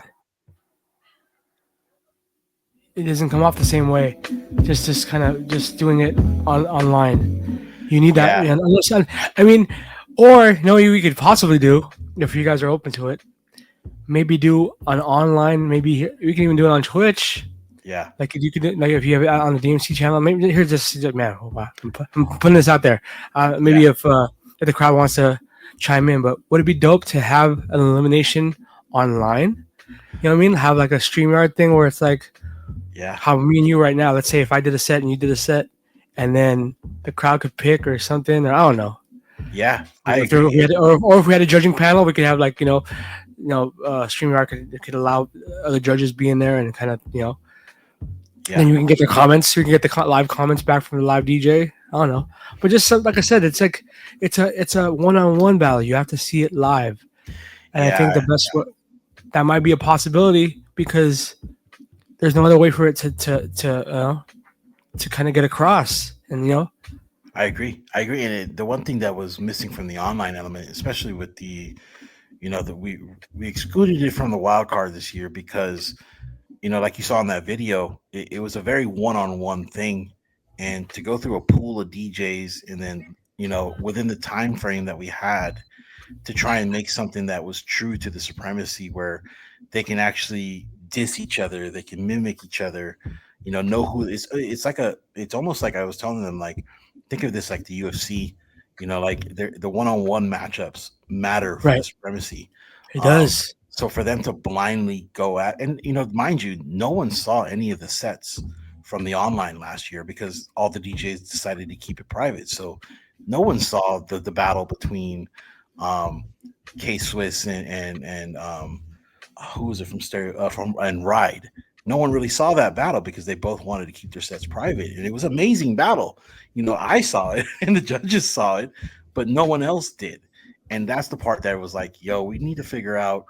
Let's not try and water down the Supremacy. We need to figure out how to get the Supremacy live again because it is an exciting format. There is a format that we could follow like the UFC where it is its own headline cards. Where the DJs do have time to kind of figure out how to battle each other and rebuttal each other and diss each other. Mm-hmm. True. It needs that time and effort versus us just putting it there as just some property and just an extension of the classic. It needs to be something that's really taken care of. So we took it out of the wild card this year because we felt that it was more impactful. Like K Swiss knew he was going against Topic. He 100% knew that last year. Right. But maybe I'm blanking on his name from Brazil, but they didn't know that they were going to be Eric J. Not Eric J. Oh no, that's not Eric J. Raylan from Raylan and Shota, I think, were the ones that were representing in the Supremacy. Oh, okay, that's right. They're the only ones that knew that they were going to go against, like Topic. Topic was the main target. But in the Supremacy, right, it's one-on-one. Like it should be Shota versus Raylan and K-Swiss versus Topic. And they should know that they're going to go against each other. Maybe that's not how it was traditionally done, but I feel like it would have more impact that way because you're promoting a card like that. I mean, I think it's an important part of that particular category. You know what I mean? Yeah. There's there's a lot of spontaneous parts of it that needs to, for the crowd to see. You know what I mean? So, well, I think that would be dope. I think that would definitely be dope. Yeah, I gotta talk to you about that after this show. Yeah, man. But like I said, man, I always get inspired about different ways of doing battles, especially after watching like something like that. You know what I mean? Yeah. I mean, just the energy in the room. Everybody going, oh, like, oh shit, like, you know what I mean? You kind of want that. You kind of want that element in a DJ battle because, like I said, and to be on top of all of that, that's the hip hop foundation part of a DJ battle. Yeah, in my opinion. You know, like you can't lose it. Yeah, the dissing part of it is like, when I was talking with a couple DJs, it's like I was telling them like I really missed the dissing portion of things, because it kind of hit the crowd and the DJ in the chest. Like, oh shit, that he really called him out. like that part of it is and these days the dissing isn't the same. It's very like me, I'm the greatest. You can't fuck with me. It's not creative enough for me to be like, oh shit, that was pretty clever. And that's the element of battles that I specifically miss, is just that real hip hop side of it, where you knew that person was shouting out Shortkut, or that person was shouting out K Swiss. If K Swiss would have came out and pulled out some French shit and talk shit in French, that would be classic. That'd be a classic. I'm like, oh shit, he said that shit in French. Same, and vice versa. If you would have spoken Maori and got into him in some New Zealand slang, it would have been nuts. And I think that's, like I said, that's all part of doing your homework, entering a DJ battle. Yeah. You should be prepared for everything. Know who your judge, know who the judges are, number one, or have an idea. If you don't know who the judges are, you should definitely be conscious of like have something prepared for all the judges. You know what I mean? That I think when I do this, you'll get this judge is gonna love this part. You know what I mean? Yeah. That's it's all part of it. It's all part of it. So, but yeah. So I mean, with in regards to Supremacy, I really hope that that definitely inspires. Hopefully, more DJs do want to enter the Supremacy. It's let's straight up, it's not an easy battle to join. Yeah.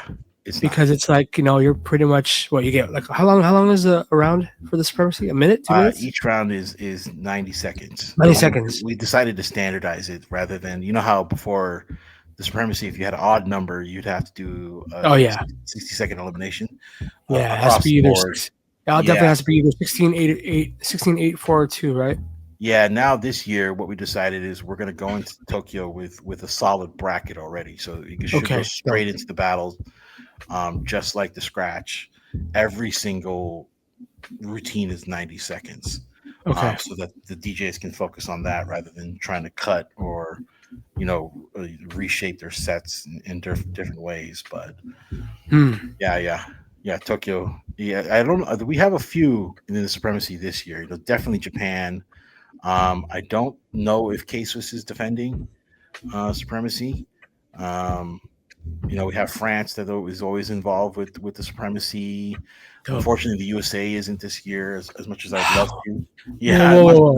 Put the brakes on that one real quick.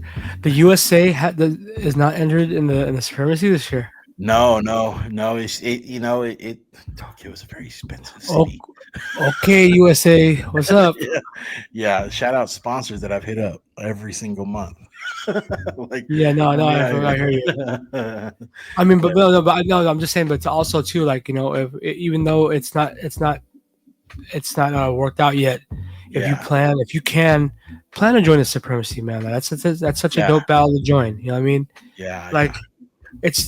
It's definitely an exciting battle. You know what I mean? As you can see, if you're one of those people in the crowd watching Rock Raider versus Ninja B, that's exactly what that is. You know what I'm saying? I've been fortunate enough to be in 2 music seminars, and I'll tell you, man, that crowd is unlike any other crowd I've ever battled in, for. Yeah. And it's intense. You know what I'm saying? Yeah. But it also. Go ahead. Go ahead. No. Go ahead. My bad. Let me cut you off. No, I'm just saying, like, it's something definitely to kind of like, take it as an option. Yeah, maybe we have to do something like a campaign in the USA to just try and do some Supremacy battles, like one-offs, just to get people to understand it. Like, like it wouldn't be bad to do a Western Conference Supremacy and the Eastern Conference Supremacy and just give a one-off prize to it. Yeah. So just to kind of, and that's the responsibility of us as branch managers and DMCs, is to find new ways to present the battles to everyone. And I had a lot of your great feedback about how to put the DMC USA together this year, and going back to the old formats of Western Conference, Eastern Conference, and single champions coming over for the finals. Yeah. Definitely cleaned it up. Like our it was tough the way that it was done before, only because we didn't have enough people in every state to organize a battle to make it the biggest, I guess the most. It didn't represent all of the USA, right? Like if we had a battle in New York but nothing in Pennsylvania, then or Chicago, then they have to fly to New York, and it's like that gets costly, for everyone. Yeah, and for everyone who does check out these battles, everybody in the room who's been to a DMC battle in the last 20 years, we all got to realize that we have our gripes about how battles are run in certain cities and all that stuff, but man, give it up to everybody who helps organize the DMCs every year, because it's hard. It's hard. Yeah, it's and hard. It's hard. Just to find like a city that's strong in the DJ culture, where like there's a big following for DJ ballads and all that stuff. Of course, they'll have a good heat. But if you go to a city that doesn't really have a big DJ community, you can't expect them to have like the biggest turnout. And it's like, but just throwing the event in itself is hard. You know what I'm saying? So yeah, I agree, and it's what do you call it? A labor of love to organize a DJ battle in your city and try and get these guys out of their dungeons and onto a platform. Yeah. Well, man, right here is living proof of that. Trust me. Yeah. I see it firsthand, guys. I see it firsthand. So, salute, my brother. Salute. You are putting it down. And I'm thankful that you are taking the wheel a lot of this, because it definitely does take a DJ to help throw this. Yeah. Someone who knows, and someone who's seen battles, been to battles, organized battles, ciphers, all that stuff. Yeah. To understand, you know what I mean? Because it ain't easy, for sure. Yeah, it's not. And so I sympathize with a lot of people that organized, battles in the past, and with the changes of the DMC USA. Yeah, it does. It does. Some of the promoters that were part of it. I still think that we're gonna return back to the live regionals. We just need to represent this art form to the masses in a way that makes sense, and it takes a little bit of breaking down to build things back up. Trump's doing that now, so he's really breaking shit down and making it hard. But yeah, I mean, there it is. Yeah, dude, I'm fucking making it really hard. But anyways, yeah, I'm still excited for especially what we're doing in the USA. With the finals being here in the Bay Area, and the way that we're running the Open, and and everything moving forward. Especially I'm excited, man. Yeah, especially with it being in Tokyo. Like Tokyo was, I think for a lot of us of my age, we grew up seeing you guys enjoy Tokyo. Oh man! Oh god! You know what I mean? Saying like it was like one of the first cities when I first started DJing. Abroad for as a professional DJ. That's one of the first countries I've been to with Q. You know what I mean? Yeah. We would tour Japan, and seeing like I said, if you're a DJ nerd like I am, man, I mean it's one of the best cities in the world to go for DJ culture, because it's so rich in DJ culture.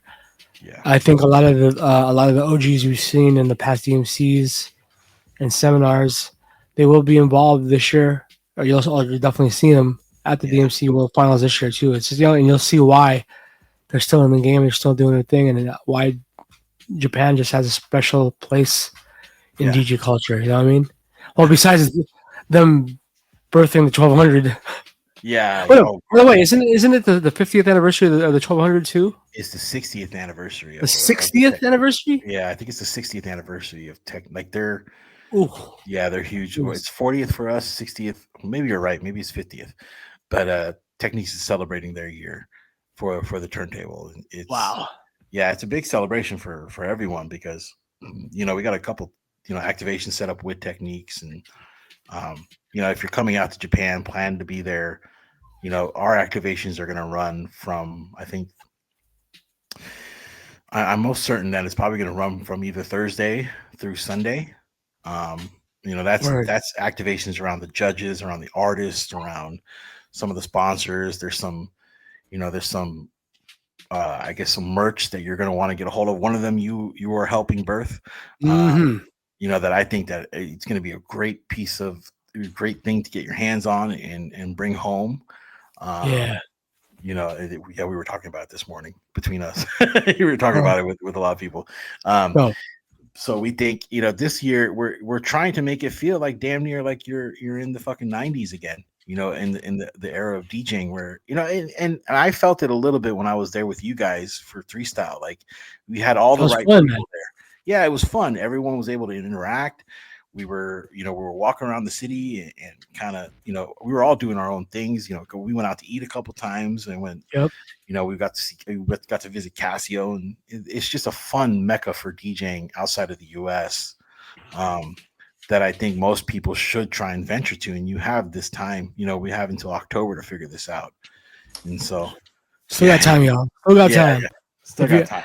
I would tell you guys like maybe at least by end of July, end of August, maybe you could still try to find some good prices for tickets. Yeah, but it's and then be daring. Maybe stay in one of those capsules if you're trying to save loot on hotel. Yeah, capsule. I mean, realistically, capsule is what to sleep anyway, right? So you can just get up.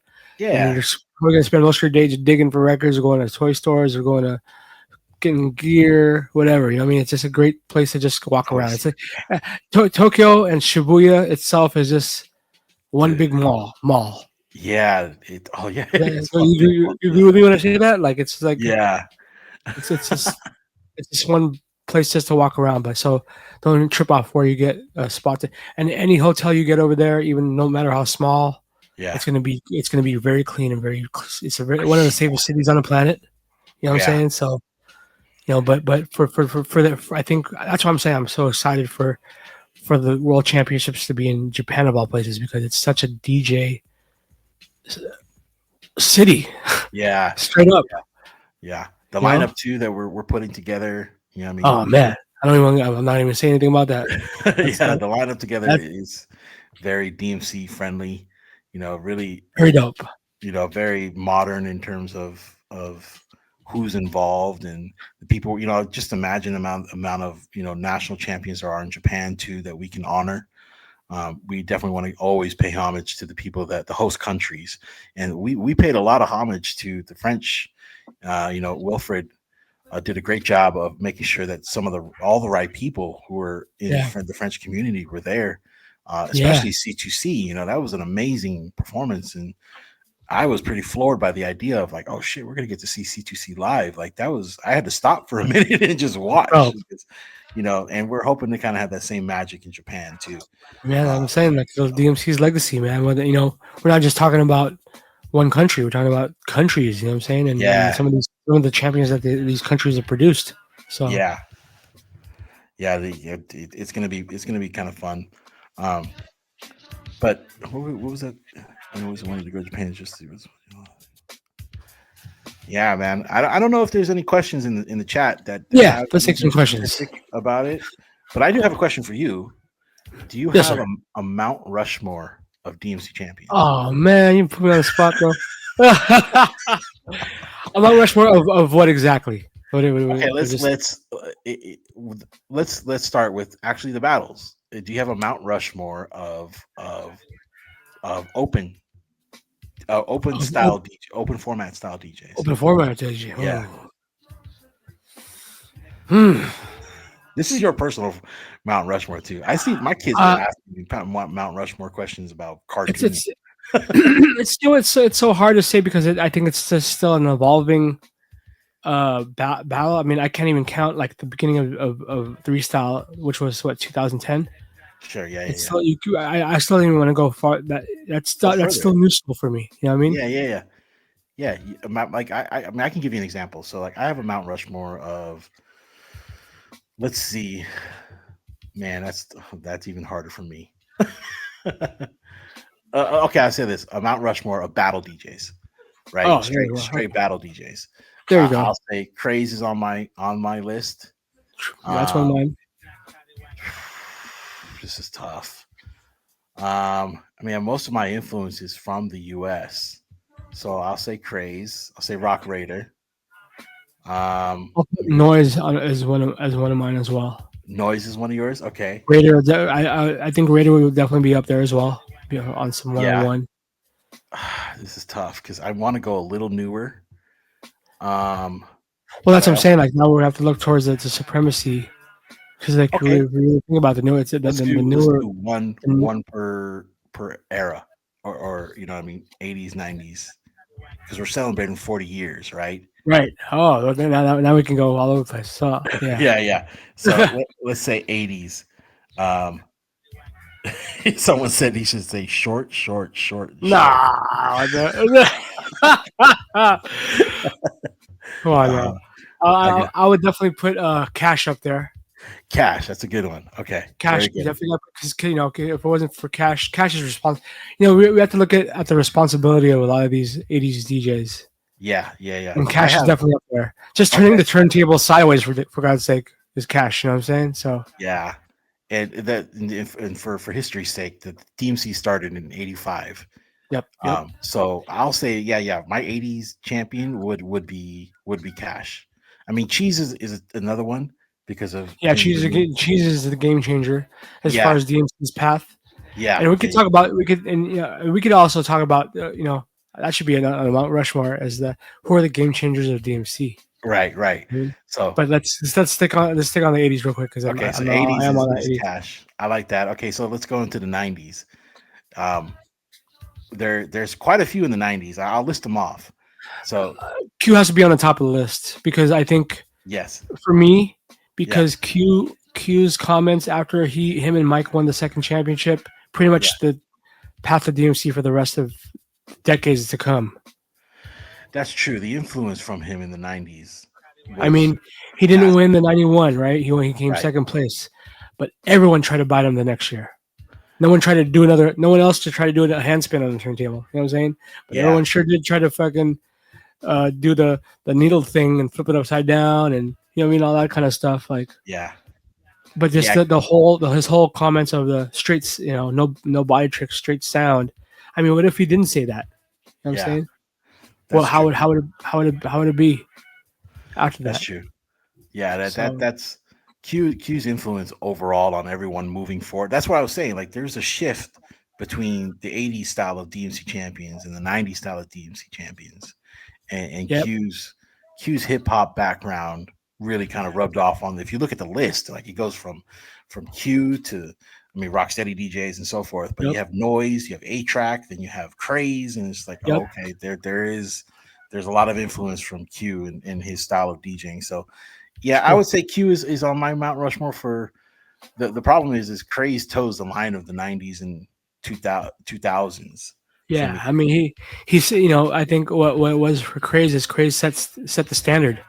A standard that was just definitely hard to match, really. You know what I mean? Like as far as like the standard of covering all areas and stuff like that. So fair, it's fair to put them both there. You could have another one. I would say. I mean, man, can I throw Steve in there? I'll throw Steve D in there. Okay, fair. Yeah. It doesn't have to be. I mean, just the fact that putting beat juggling to the forefront, right? And people don't know, but Steve D was world champion. He was the 1990 seminar champion. Yeah. You know what I mean? He was seminar world champion, and it just shows you that his influence on how beat juggling was a prevalent part of the battle scene. You know what I mean? And of course the X-Men as a whole. Raider, Rob, Sinister. Like I said, as me coming up as a battle DJ. While everyone was really focusing a lot more on scratching and all that, I leaned definitely towards more the X-Men style. You know what I mean? Yeah. That's true. I see that 100%. But I think '90s is definitely the forming years of stuff that was to come. So cool. So we have a what do you call it? We have Cash Money. All you say.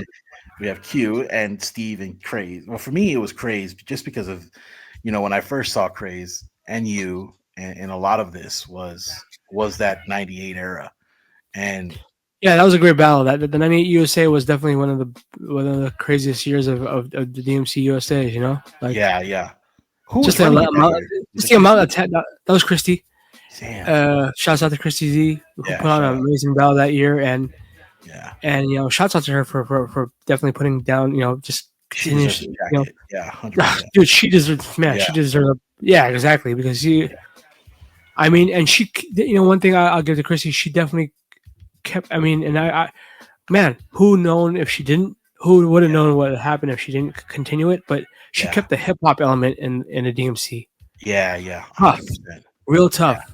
Yeah, the And I Christie really, era is amazing. she gets so much. She should deserve so much respect for that, because if you didn't have that influence, it just who would have known what turn the DMC would have taken? Really, Yeah. You know what I mean? Come back, Christy. Yeah, I love her. She deserves a lot more credit than she deserves to wear a jacket. She deserves to be Hall of Fame, everything. Yeah, Because absolutely. in hip hop in general, because of who she is as a person, as a gender, as a cultural, as a religion. She's true to herself and the people that she represents, and I love her to death. And I'd love to see her back kind of in this. But I know how it is. But okay, so we got Cash, we got a Steve, and that's the 80s, and then we got our 90s, which is I would say a general consensus is Q, and then you have some wild cards within Craze and Steve D.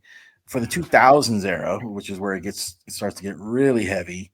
Yeah, it does get really heavy. Real quick. I just want to throw another 80s guy in there. Yeah, I want to throw Aladdin in there. Oh, okay. Because, yeah. Because Aladdin was right before the 90s turned the 90s. Yeah. In '89, he made big marks as a runner-up in the World Finals for the seminar. Wow. And then being a runner-up at the DMC World to come after Swift. Oh, you know what I mean? Yeah. Just shows you, and he was 17 at the time. But it just shows you that funk. He kept that funk in there. You know what I'm saying? So that was '89. Yeah. Oh, that was 89. But anyways, wow. Okay. But 2000s definitely was a year of just everything evolving and everyone just just everyone coming out. You know what I mean? Like just different styles were just introduced that year too. You know what I mean? Like definitely the dub plate / pre-produced era. Yeah, it was.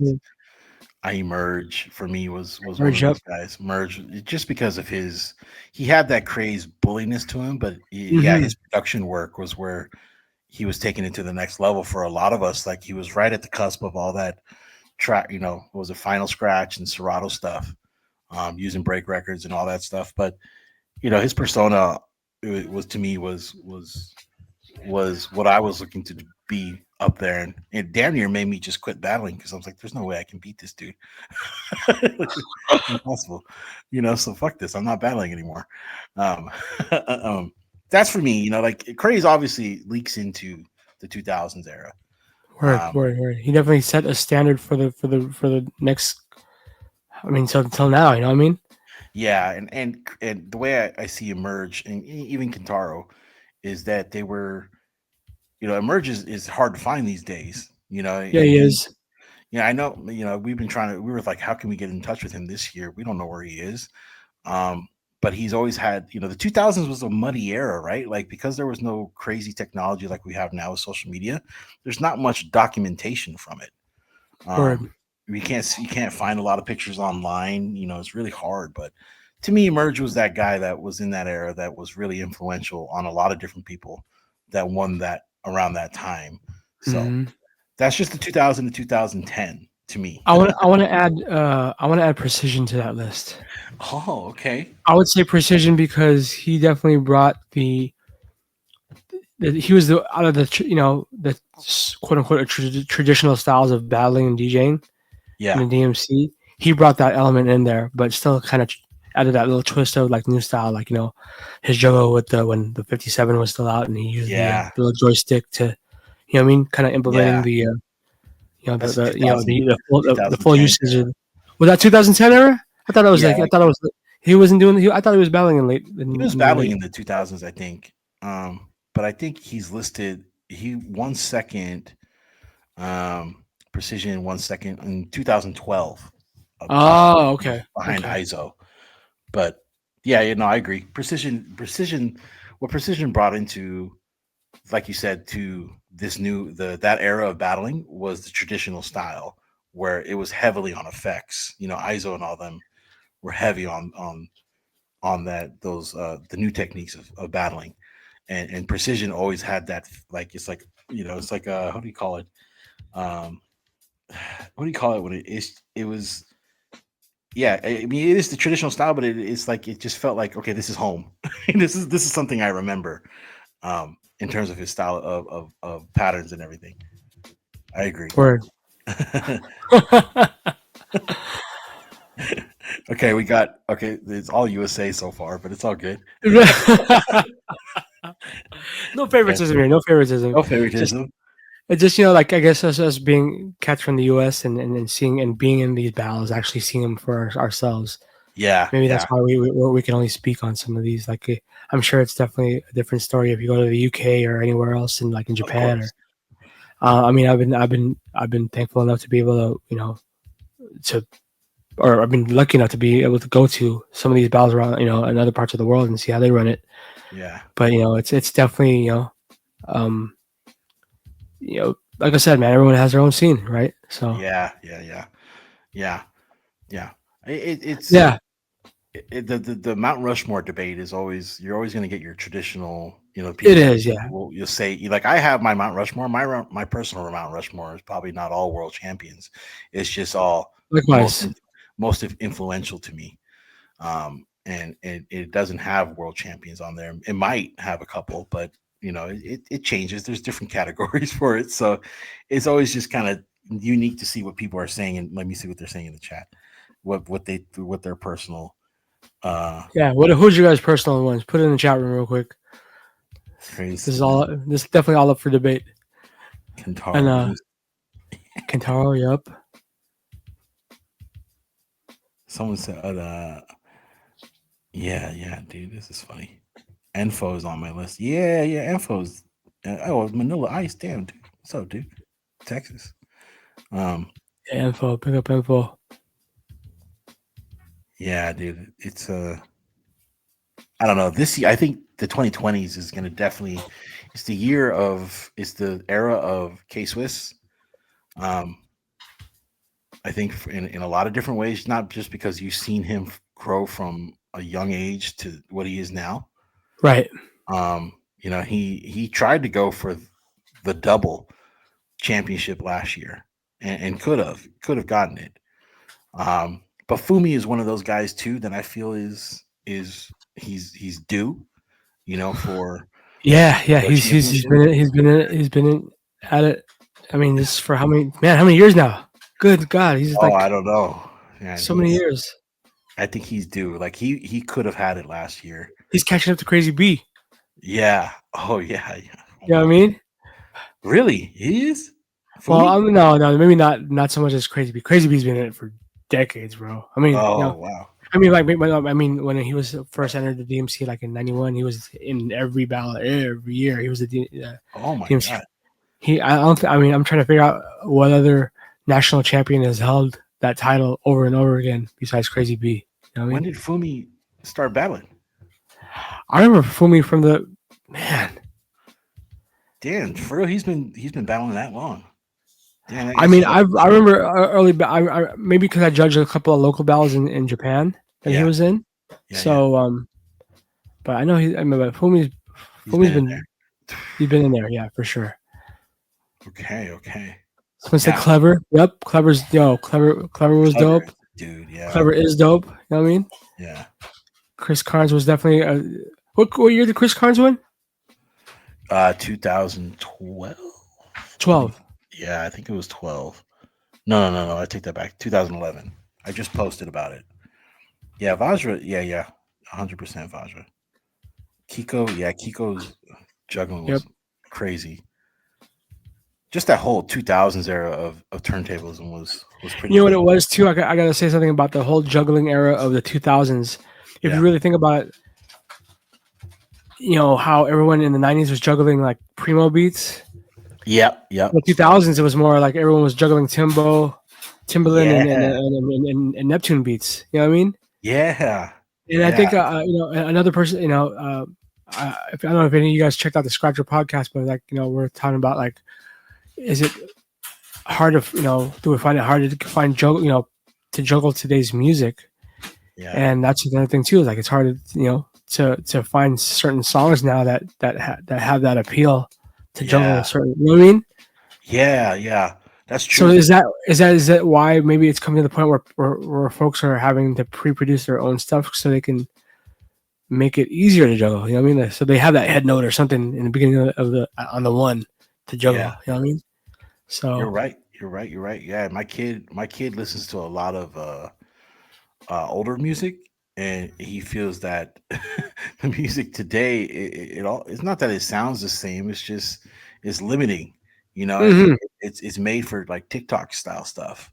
Yeah, no, that's true. Where there's a bit more complexity in the older music. I mean, we're at the 5-second attention span.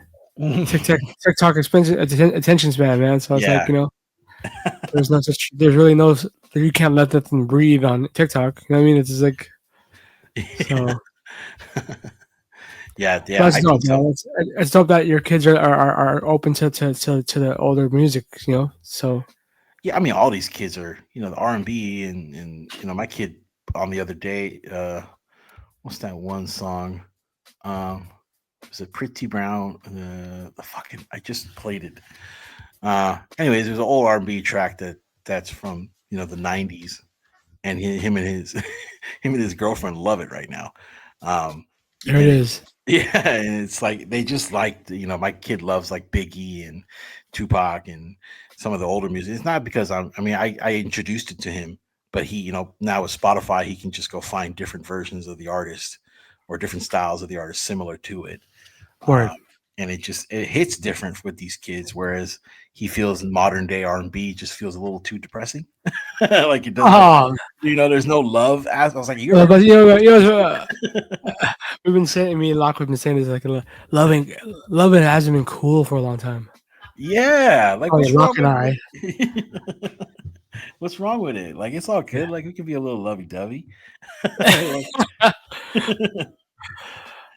I hear that. No. Selection. There goes the selection part, man. You got selection matters, man. Straight up.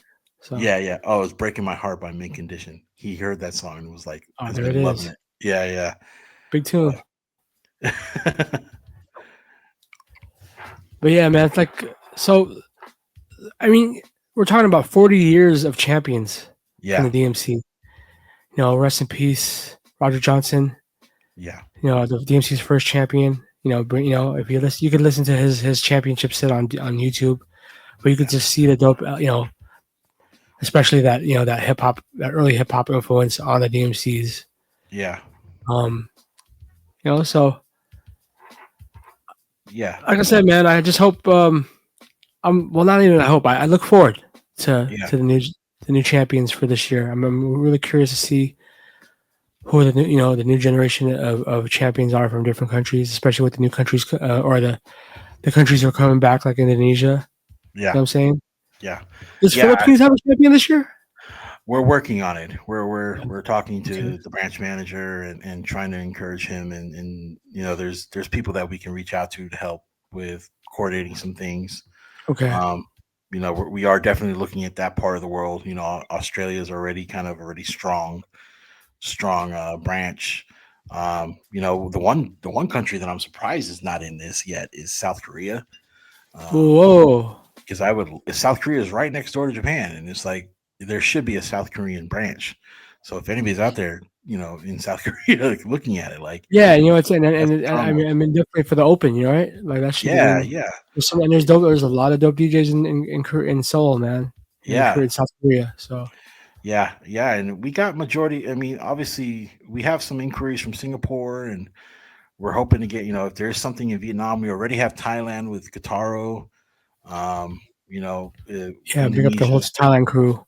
Yeah, they're always keeping it alive. I was supposed to actually judge the last year's Thai finals, but after what happened to me, so I was like, I didn't get to go. But they're really still heavy into it, and they're still trying to preserve that scene.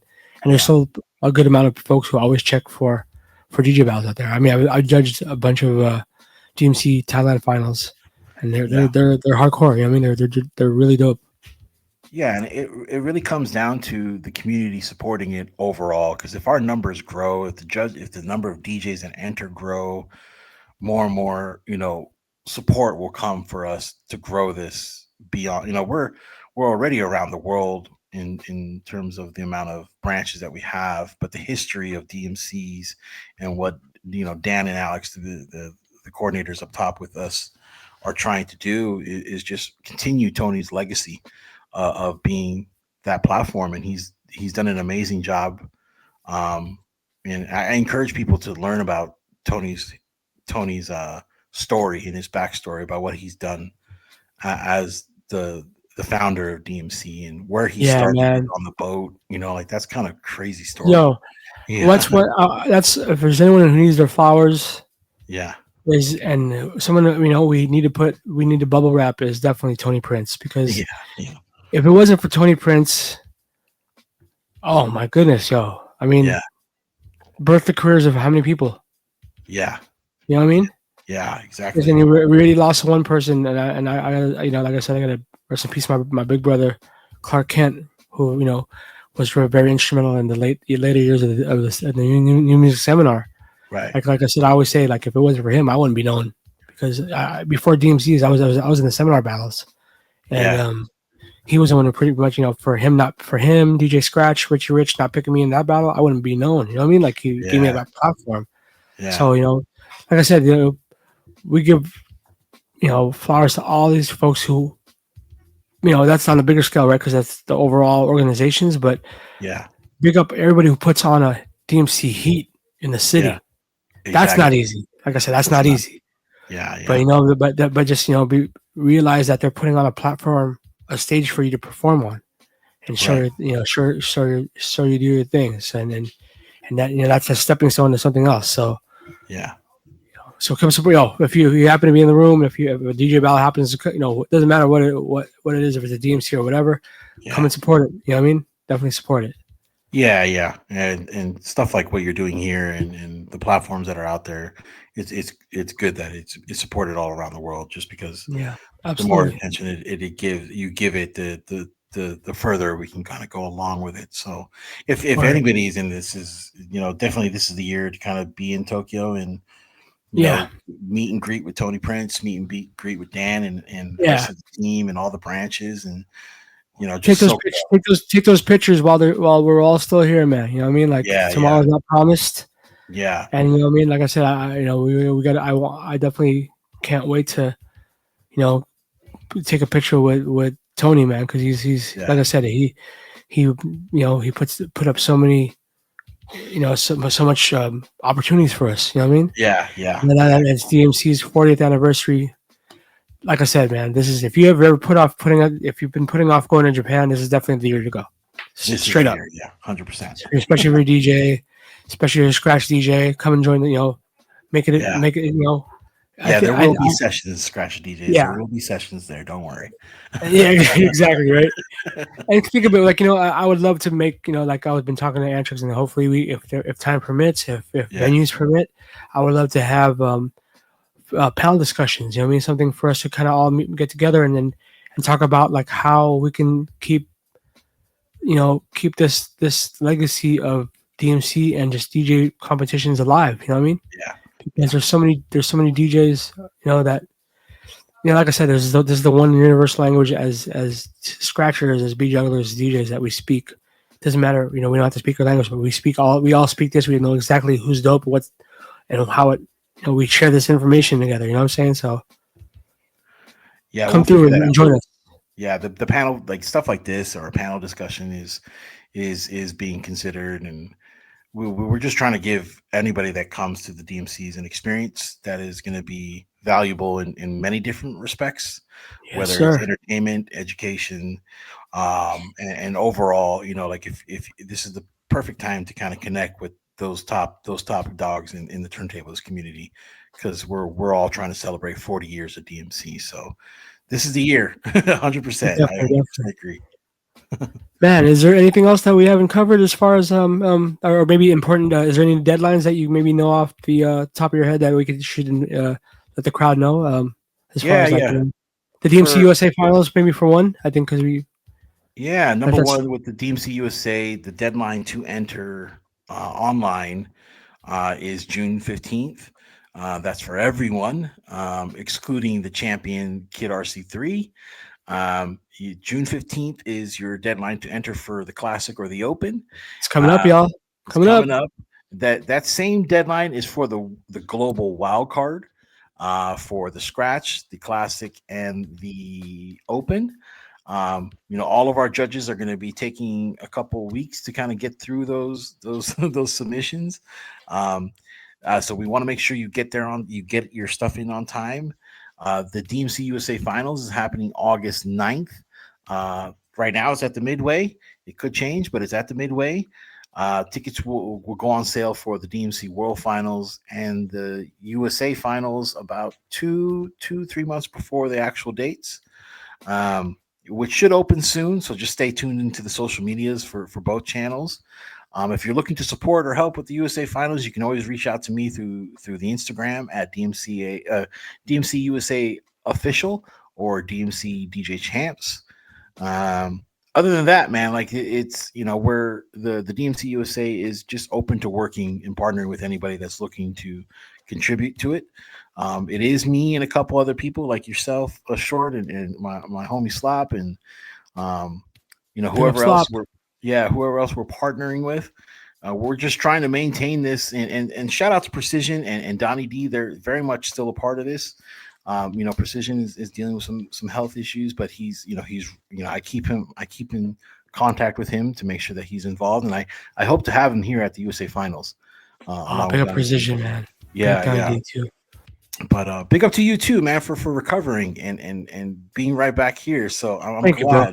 Yeah, man. I really wanted to be involved with so much. We're trying to work so much together for Paris, and I really wanted to go, but of course, Yeah, I remember you FaceTimed me while I was on stage. Oh, that's right. I was like, "Oh shit, I'm in the middle of the event, dude." Oh shit! You know what? Let's I'm more excited than ever to be part of the World Championships this year. Yeah, and to be on the 40th anniversary, I think it's going to be a great time for a lot of us. Yeah. For all of us, man. If you could, like I said, man, if you have not been to Japan yet, this is definitely the year to go. Make plans now; it's not too late. You know what I mean? If you act soon, ticket prices aren't as much as you think it will be. And like I said, don't be afraid. Definitely stay in one of those those like I said, what do you call those? Capsules. Airbnbs are good too. Airbnbs are good too. It's not hard to travel in Japan, especially. All the signs are in English. The Translate app on your iPhones, use it. It's like one of the best things you know what I mean? Man. Yeah, that got me in lock and eye through when we were shopping. You know what I mean? Just being able to put the camera on a product.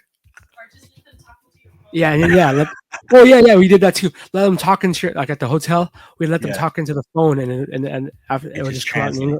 Yeah, it translates. Amazing. So, dude, I wish I had that when I was there. I remember. I mean, I don't want to spend time on this, but I got super lost in Tokyo the last time. Oh no!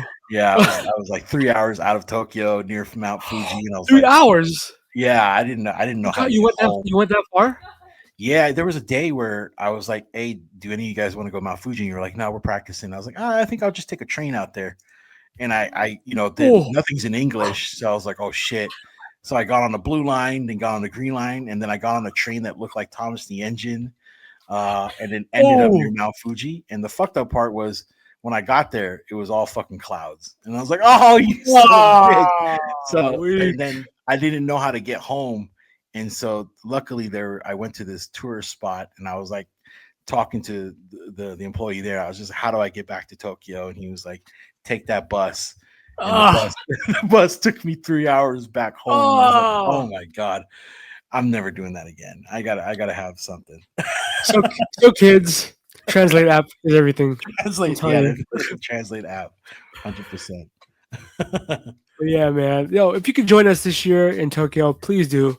It'll be really fun, guaranteed. We are planning a bunch of things, and definitely some nice keepsakes for you guys to take home. And, it's definitely being a picture Kodak moment for everybody. Like, you know what I mean? There's a lot of things to, you know, a lot of moments to capture. And I know, like, you know, I'm not gonna say anything, but I've been seeing what the guys from DMC and Antrix are putting together. You know, the lineup's gonna be dope, very solid, and you will not be disappointed.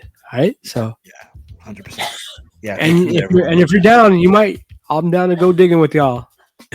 Maybe as long as Coco didn't get to the records first. Right. Yeah. That's my thing about going to Japan. Like, damn, Coco was here. How long ago? Yeah, like, did Coco? He was here last week. I'm not going to it. I know he's been here already. Yeah. Dope. But yeah, man. Brother Antrix, thank you, my brother. Thank you so much for doing this, and I'm glad we got to talk to everybody. Absolutely.